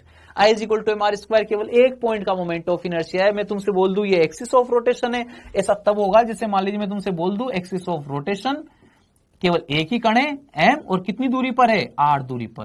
तो केवल ये इस निकाय का mr, इस निकाय का जड़त्वाघूर्ण है बेटा। केवल एक कण हो, उसका द्रव्यमान कितना m, और एक्सिस ऑफ रोटेशन से कितनी दूरी पर हो, r दूरी पर हो, तो उसके लिए मैं बोलूंगा जड़त्वाघूर्ण कितना होगा, mr स्क्वायर। बाकी ये जो फॉर्मूला है mr स्क्वायर, ये केवल और केवल इसकी यूनिट लिखने में काम में आता है कि ये mr स्क्वायर, ये भी mr स्क्वायर, ये भी mr स्क्वायर। तो कहीं ना कहीं यूनिट इस फॉर्मूले से तुम कैलकुलेट कर सकते हो केवल।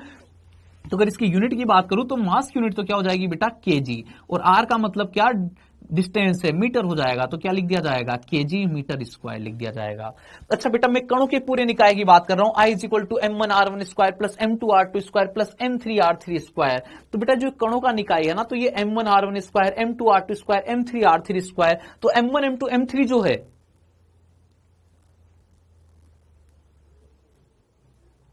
तो यहां पर m1 m2 m3 जो है वो m1 m, हाँ बेटा अब मैं ही पढ़ाऊंगा।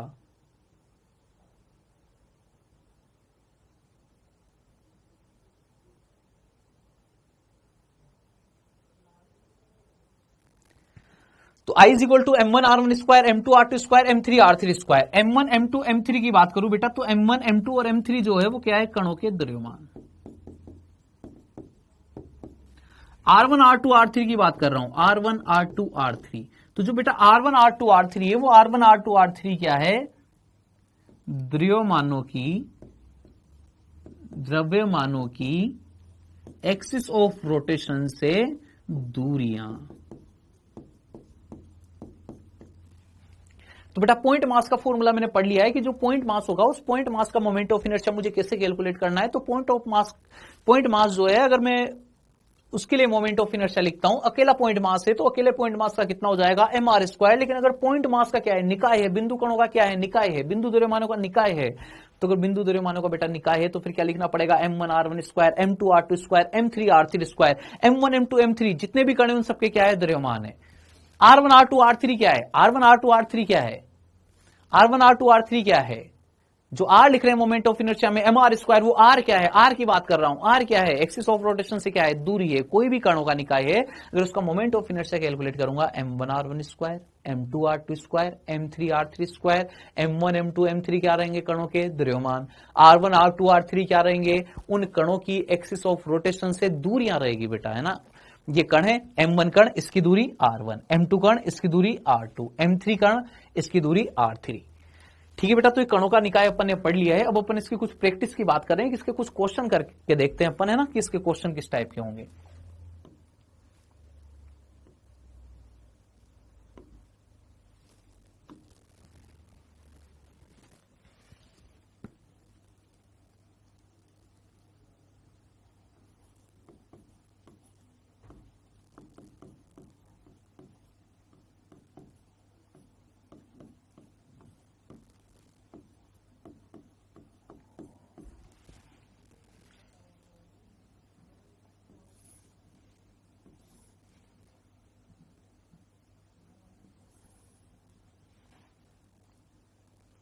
चलो स्टार्टिंग में तो हो सकता है कि तुम दिक्कत हो जाए तुम लोगों को। पहले एक सिंपल सा क्वेश्चन से स्टार्ट करता हूं।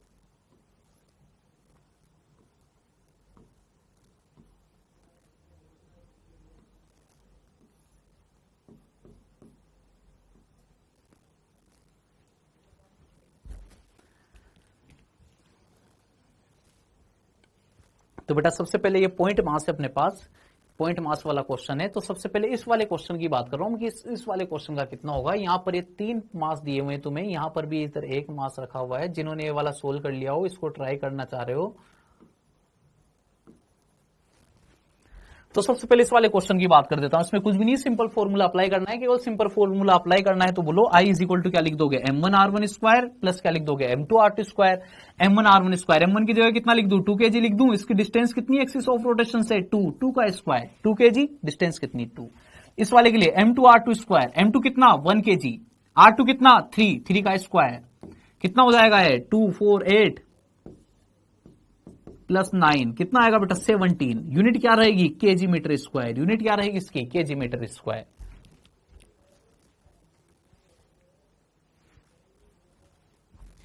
ये वाला अगर किसी ने कैलकुलेट किया हो तो इसका आंसर अगर तुम बताना चाहो।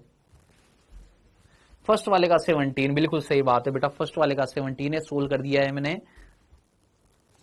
आवाज नहीं आ रही है बेटा, फिर से बताओ एक बार आवाज, अब आई क्या आवाज।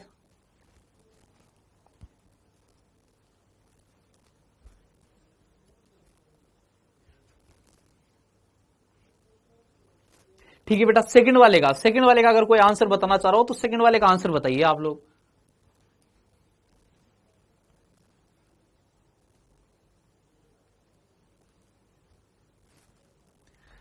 सेकंड वाला क्वेश्चन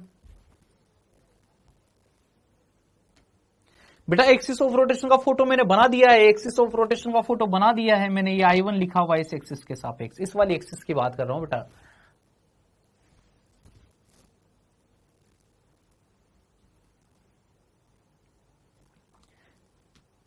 दो मिनट का टाइम है बेटा तुम्हारे पास, 2 मिनट का भी नहीं, मतलब 1 मिनट का टाइम है, 60 सेकंड का टाइम है तुम्हारे पास। 10 सेकंड जा चुके हैं, 50 सेकंड का टाइम है।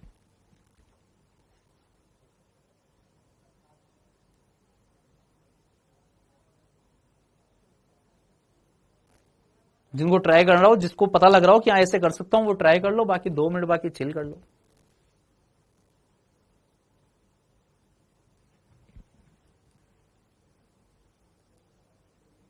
हाँ, एक का जवाब सही आया है, अभी नाम नहीं पढ़ पाया मैं, वापस से लिख दो जवाब।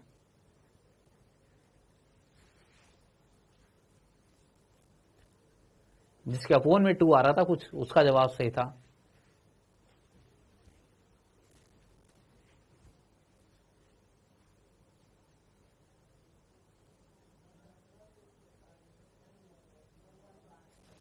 ठीक है बेटा, इसको कंप्लीट करता हूं मैं ना, फिर उसके बाद नेक्स्ट 2-4 क्वेश्चन कल के लिए तुम्हें देता हूं, है ना। मतलब अभी तो 2-4 क्वेश्चन मैं करवाता हूं जल्दी जल्दी से, तुम्हें सुनिएगा बात को, है ना। ये एक्सिस ऑफ रोटेशन है। अब देखो सबसे पहले देखो कि है तो इसमें बिंदु बिंदु द्रव्यमान ही है सारे बेटा, सारे बिंदु द्रव्यमान है, सारे बिंदु द्रव्यमान है। 3 कण है, 3 कणों का निकाय है क्या, 3 कणों का निकाय है क्या। पहला वाला कण इस वाले कॉर्नर पे, दूसरा वाला कण इस वाले कॉर्नर पे। हाँ बेटा, ये रॉक स्टार, रॉक स्टार बिल्कुल सही नाम है तुम्हारा, तुम्हारा आंसर सही है।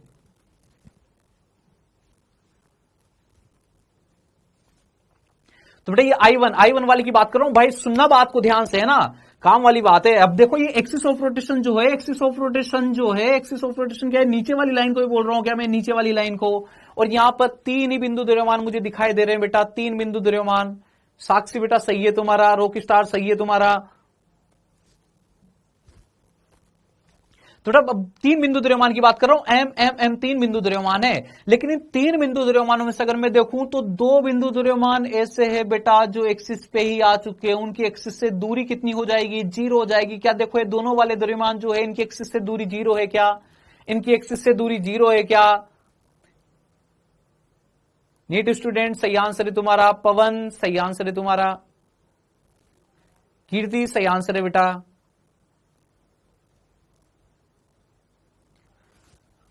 तो ये 2 पॉइंट जो है, 2 बिंदु द्रव्यमान तो यहीं पर आ गए बेटा। इस दोनों नीचे वाले एम की बात कर रहा हूं, दोनों नीचे वाले एम जो है ना बेटा, वो दोनों नीचे वाले एम तो क्या हो गए, उनकी दूरी तो क्या हो गई, 0 हो गई। अब केवल एक ही कण बचा है अपने पास, एक ही कण बचा है जो किधर है, ऊपर वाले कॉर्नर पे है। I इज इक्वल टू लिखना, सुनना भाई बात को, लिखना बाद में, सुनना पहले मेरी बात को। देखो इस वाले कण की बात कर रहा हूं, ये वाला कण बेचारा एक्सिस पे आ गया तो उसकी दूरी कितनी हो गई, 0 हो गई उसकी दूरी, m मल्टीप्लाइड बाई 0 का स्क्वायर। दूसरे वाले में m मल्टीप्लाइड बाई 0 का स्क्वायर। अब इस वाले की बात कर रहा हूं, अब ये दूरी अगर मुझे पता लग जाए तो मेरा काम बिल्कुल आसान है, चकाचक काम है, अपना काम हो जाएगा। बस ये वाली दूरी चाहिए मुझे, ये वाली दूरी मिल जाए इस एक्सिस से दूरी। और दूरी भी कौन सी होती है, लंबवत दूरी। दूरी कौन सी है, लंबवत।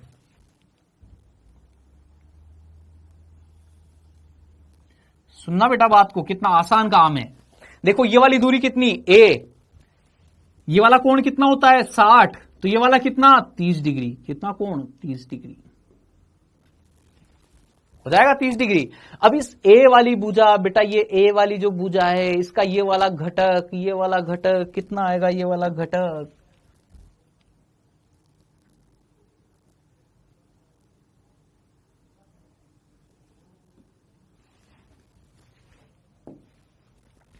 ए cos 30 लिख दू इसको, मतलब कितना आ जाएगा, a √3/2, यही आएगा a √3/2, a √3/2 plus m multiplied by a √3/2 इसका होल स्क्वायर। कितना हो जाएगा बेटा, ये 3ma स्क्वायर बाई 4।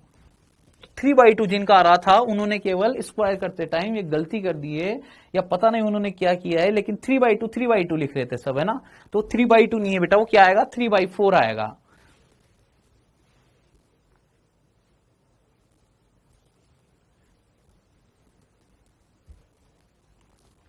तो जो 3/2 में स्क्वायर लिख रहे थे वो उन्होंने स्क्वायर करते टाइम अगर कुछ गड़बड़ कर दी होगी तो √3 था, लेकिन 2 जो है नीचे वो तो बेटा ऐसे ही बिना रूट के, ये स्क्वायर करोगे तो 4 हो जाएगा वो तो। कोई बात नहीं, अगर बेटा चीटिंग भी की है तो भी वो 3/2 आ रहा था ना, 3/4 किसी का जवाब नहीं आया था। ठीक है, नेक्स्ट क्वेश्चन की बात करता हूं।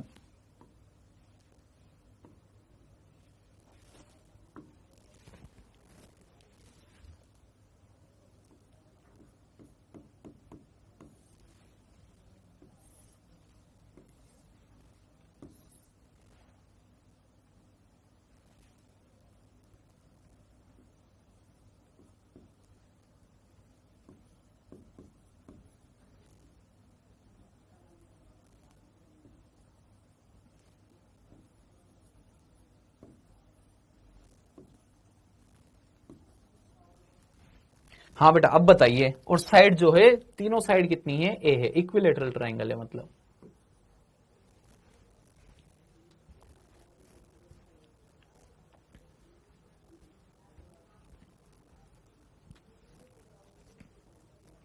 इस वाली एक्सिस को ऐसा करता हूं I1 बोल देता हूं। चलो नहीं, नया क्वेश्चन ही लिख देता हूं वरना तुम पता नहीं कंफ्यूज हो जाओ।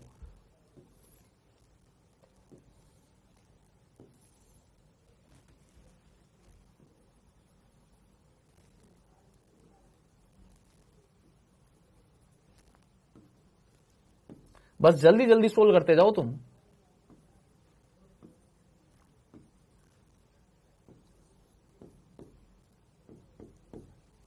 ये जो मैं क्रॉस बना रहा हूं, क्रॉस बनाने का मतलब क्या है? Perpendicular to the plane, perpendicular to the plane. ऐसे एक्सिस ऐसे है बेटा, ऐसे है, परपेंडिकुलर टू द प्लेन, बाहर की तरफ है, बाहर की तरफ है।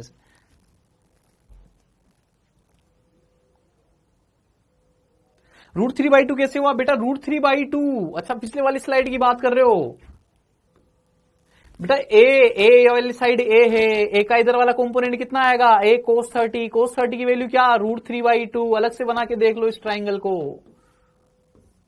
ये वाला एंगल कितना? 30 डिग्री। 30 डिग्री के सामने वाला क्या? परपेंडिकुलर। ये वाला क्या? बेस। ये वाला क्या? हाइपो। क्या होगा ये? हाइपो। ये वाला लंब, ये वाला आधार, और ये वाला कर्ण। बताओ बताओ बेटा, ये वाली साइड तुम्हें कर्ण पता है और क्या पता करना है? आधार पता करना है। कर्ण और आधार को कनेक्ट करने वाला कौन है? कोस है। तो cos 30 = ये वाली साइड जो मुझे पता करनी थी बी, एच की जगह क्या लिख दूंगा? हाइपो की जगह क्या लिख दूं? ए। कितना आ जाएगा? ए cos 30 आ जाएगा। बी =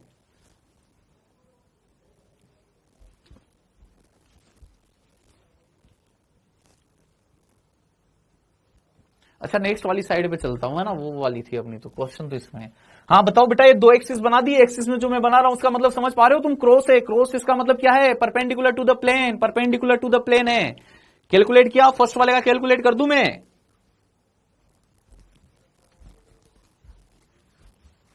फर्स्ट वाले का कैलकुलेट कर दूं क्या?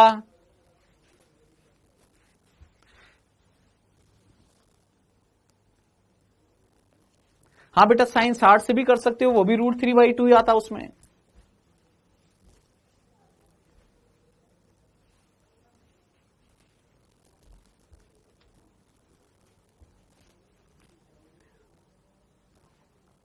Axis of rotation, axis of rotation दोनों फोटो में बनी हुई है, दोनों फोटो में बनी हुई है। एक्सिस ऑफ रोटेशन से तीनों द्रव्यमान तुम्हें क्वेश्चन में दे रखे हैं, बस ज्योमेट्री लगा के दूरियां बतानी है बेटा। दूरी पता कर लोगे तो काम हो जाएगा। m1 r1² m2। और ये भी बढ़िया है कि तीनों की दूरियां क्या है? सेम है। तीनों की दूरियां क्या रहेगी? सेम रहेगी।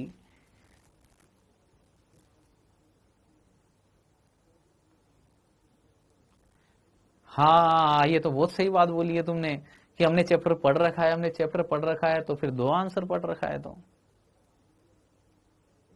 रणजीत शौर्य, रणजीत शौर्य सही जवाब।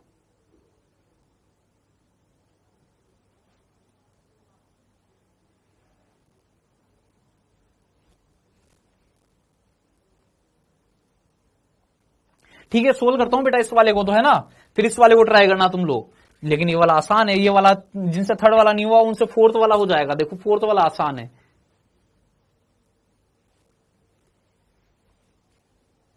MA/4 नहीं है, MA/4 आंसर नहीं है। रणजीत का आंसर सही है, रणजीत शौर्य।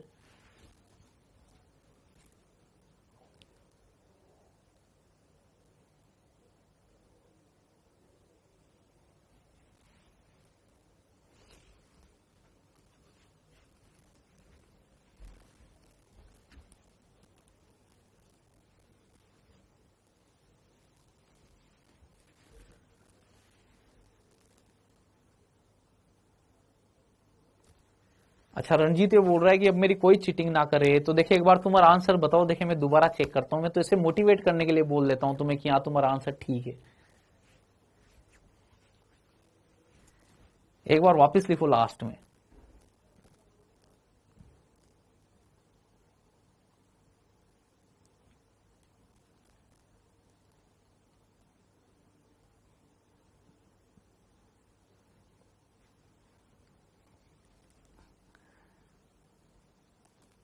ठीक है मैं कर देता हूं, उसको लेना इसको।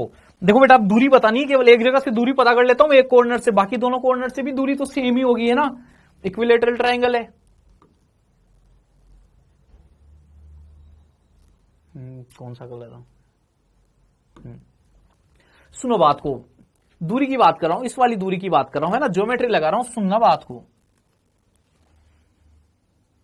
या फिर डायरेक्ट लिख दूं, दूरी याद रख लोगे डायरेक्ट, या पूरा ज्योमेट्री लगा के डिराइव करो इसको? अगर डायरेक्ट याद रखना चाहो तो डायरेक्ट याद रखने वालों के लिए तो ये है कि ये जो दूरी होती है ये वाली कितनी होती है, a/√3। कितनी दूरी होती है, a/√3। ऐसे स्क्वायर के लिए याद रखना चाहो तो स्क्वायर के लिए ऐसे जो दूरी होती है बेटा वो क्या होती है, a/√2। क्या होती है, a/√2। और ऐसे पेंटागन की भी अगर कभी आ जाए तो उसमें भी कोई घबराने वाली बात नहीं है। पेंटागन की भी अगर कभी दूरी आ जाती है बेटा तो ये वाली कितनी होती है, a/5। और अगर हेक्सागन आ जाए तो ये बहुत ही बढ़िया काम है। ये वाली दूरी कितनी होती है, a होती है।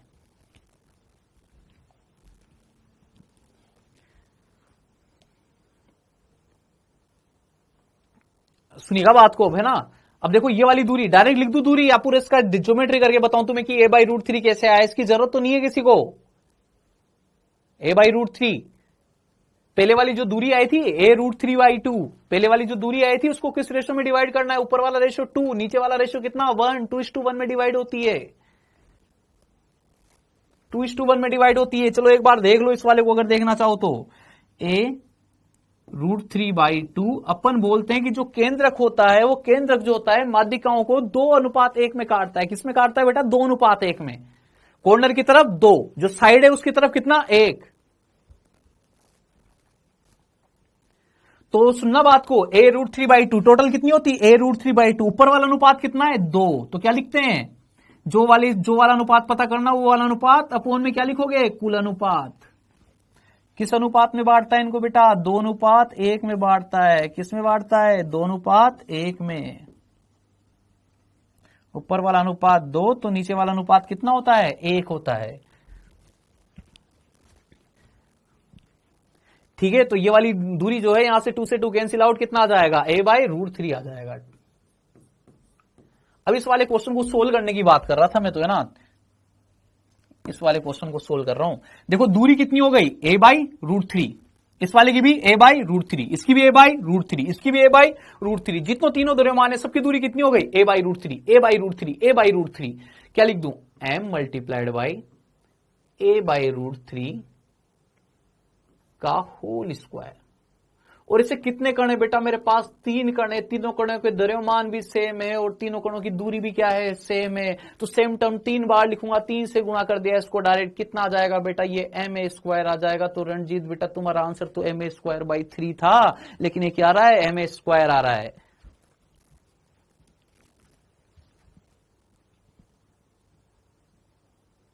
अच्छा ठीक है, इस वाले के लिए ये सबसे सिंपल है, ये वाला ट्राई करो, ये वाला ट्राई करो, इसका आंसर सबका सही आना चाहिए इस वाले का। तो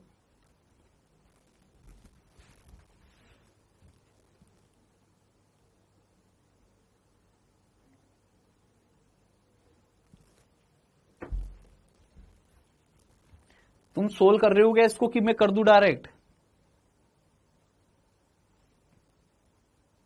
इसमें 3ma² कैसे आ गया बेटा, अब इसमें 3ma² कैसे आ जाएगा, केवल ma² भी कैसे आएगा, केवल एक ही तो है, एक्सिस ऐसे है भाई, ऐसे है, तल के लंबवत है, तल के लंबवत है, जिस वाले कण पर है उस वाले कण का 0 होगा, इसका भी आएगा, इसका भी आएगा, दोनों का आएगा।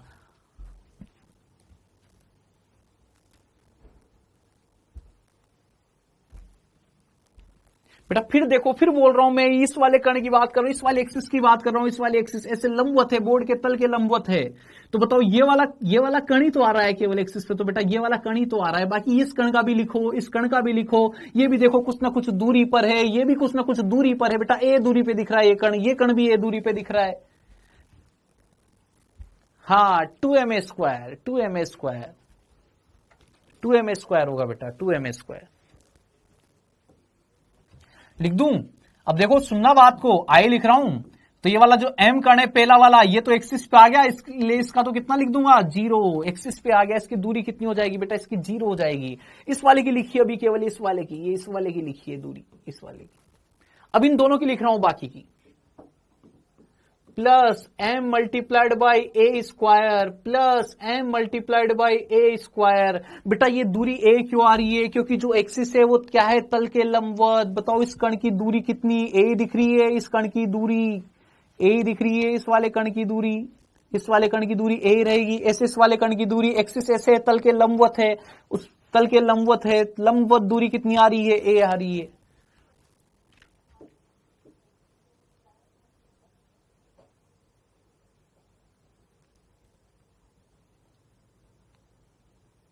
हाँ, एम ए स्क्वायर कितना हो जाएगा बेटा? 2m स्क्वायर हो जाएगा।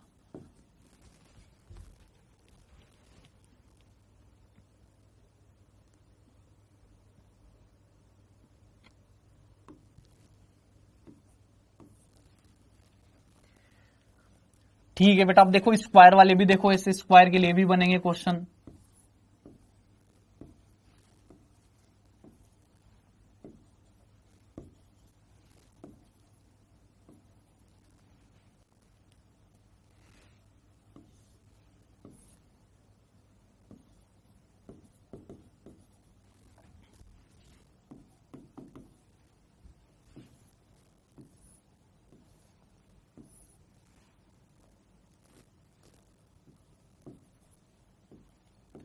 फिफ्थ नंबर वाले को सोल्व करना चालू कर दो।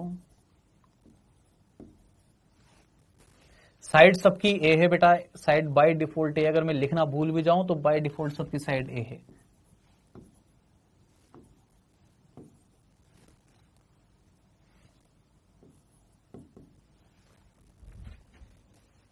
चलो दो ही बहुत है, नेक्स्ट वाले में लिखते हैं फिर। फर्स्ट वाले का बोलो बेटा, फर्स्ट वाले का। पवन बिल्कुल सही जवाब।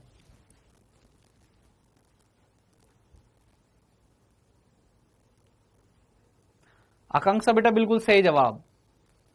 रणजीत सही जवाब।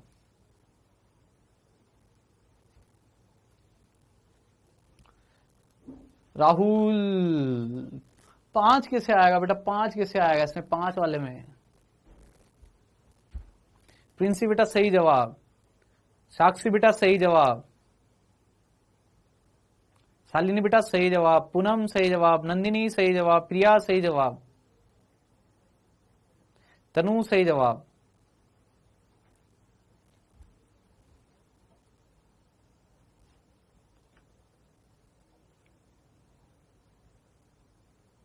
प्रिया बेटा सही जवाब। अभिषेक सही जवाब। शीतल सही जवाब। अभिषेक स्मार्ट सही जवाब।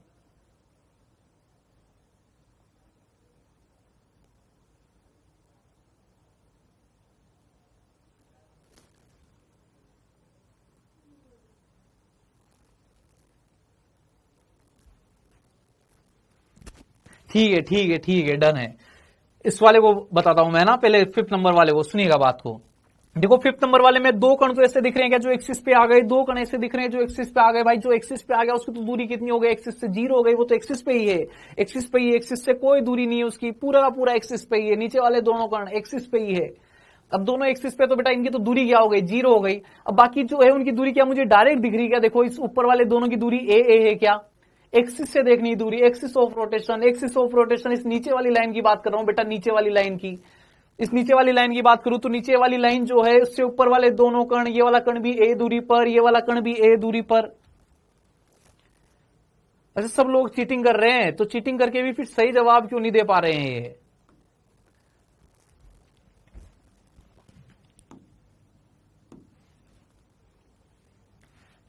आई इज इक्वल टू बेटा दो द्रव्यमान तो ऐसे रहेंगे जो एक्सिस पर ही आ गए, एक्सिस ऑफ रोटेशन पर ही रिप्रेजेंट है, वो एक्सिस ऑफ रोटेशन के ऊपर ही जाके बैठे हैं, तो उनका तो दूरी कितनी हो गई बेटा? 0 हो गई। बाकी दोनों की बात कर रहा हूं, बाकी दोनों की दूरियां ए दिख रही है, बाकी दोनों की दूरियां मुझे कितनी दिख रही है? ए दिख रही है। कितना हो जाएगा बेटा? 2ma square.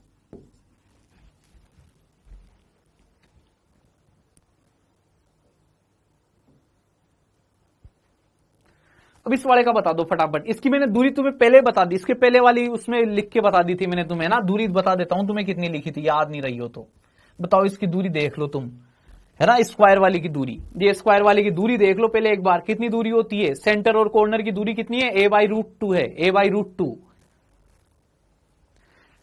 a/√2 देख ली भाई, दूरी देख ली सबने, ये a/√2।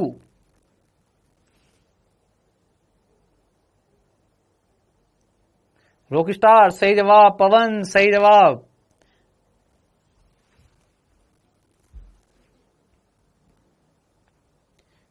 प्रिया सही जवाब,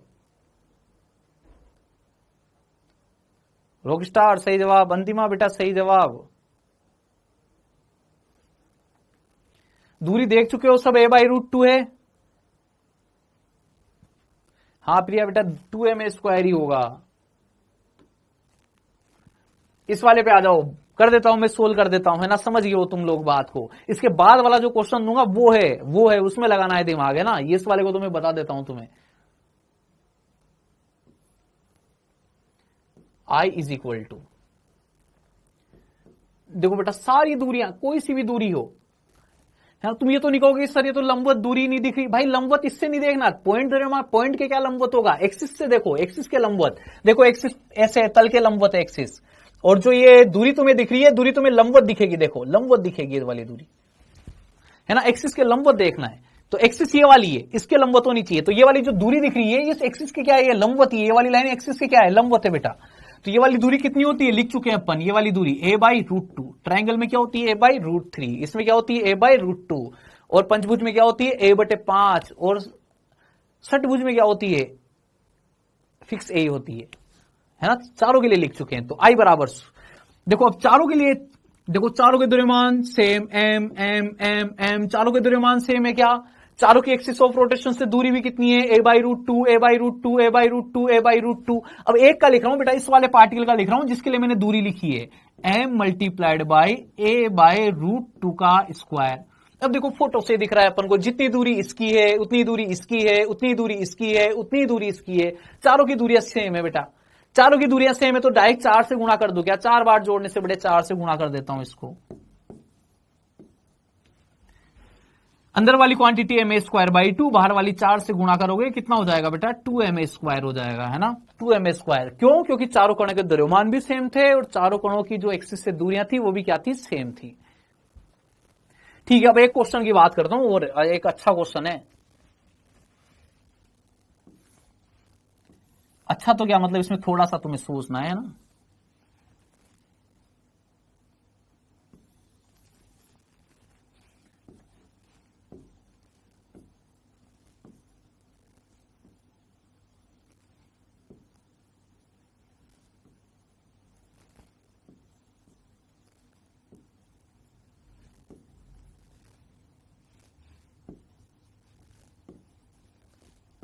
सात नंबर चल रहा है ना, 6 नंबर हो चुके हैं।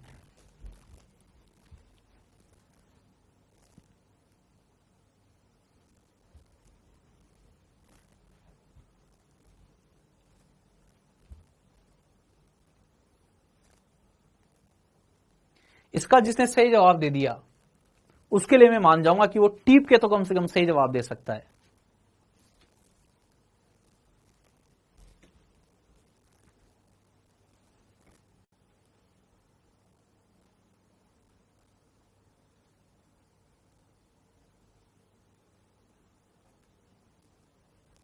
राहुल मेरा सही जवाब,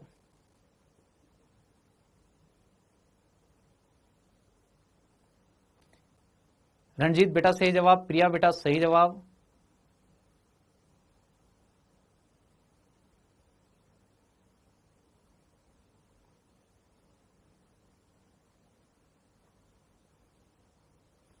पवन सही जवाब,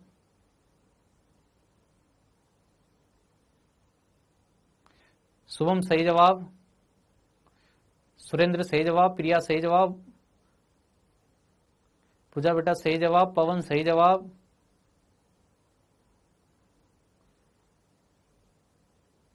श्रेया पूजा सही जवाब, प्रिंसी सही जवाब, हाँ ये TZR सही जवाब, पूजा सही जवाब, प्रीति बेटा सही जवाब, अभिषेक स्मार्ट, बिल्कुल स्मार्ट, सही जवाब। आरजू सही जवाब। ठीक है, डन डन डन बहुत। अब मैं सोल्व कर रहा हूं इसको। देखो अब की बार भी वही है, 4 कण है बेटा, चारों कॉर्नर पे रखा हुआ है। साना, अंजुम सही जवाब, प्रीति सही जवाब।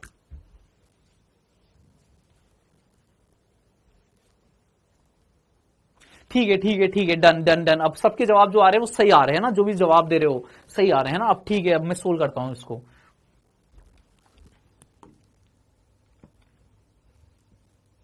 तो ये लो भाई साहब, दूरियां पता करते हैं ना। द्रव्यमान तो सारे पता है, चारों के एमएम द्रव्यमान है।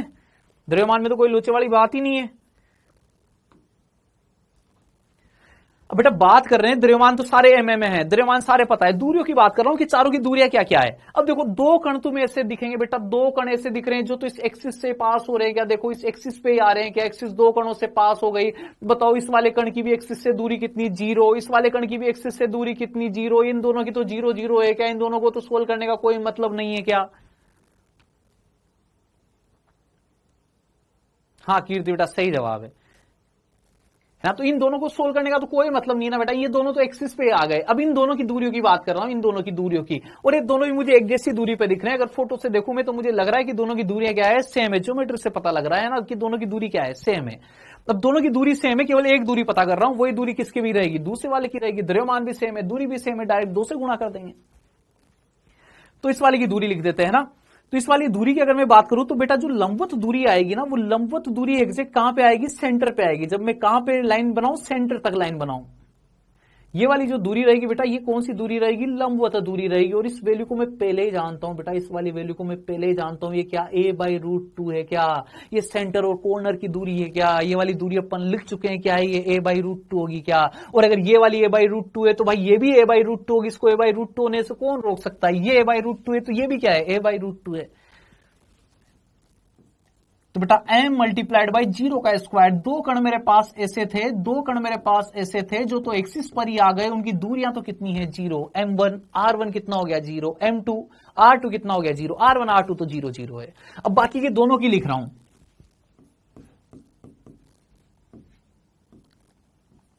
m मल्टीप्लाइड बाई कितनी दूरी आई भाई, a/√2 आई अपने पास। तो a/√2 का square plus m multiplied by a/√2 का स्क्वायर। द्रव्यमान और दूरी का क्या करना है, स्क्वायर करना है। तो ma² 2 ma² 2 ma² 2 plus ma² 2 दोनों को ऐड कर दू तो कितना आ जाएगा बेटा, ma² आ जाएगा। कितना आ जाएगा, दोनों को ऐड कर देंगे तो ma² आ जाएगा। ठीक, डन। कोई लोचे वाली बात नहीं है इसमें। अब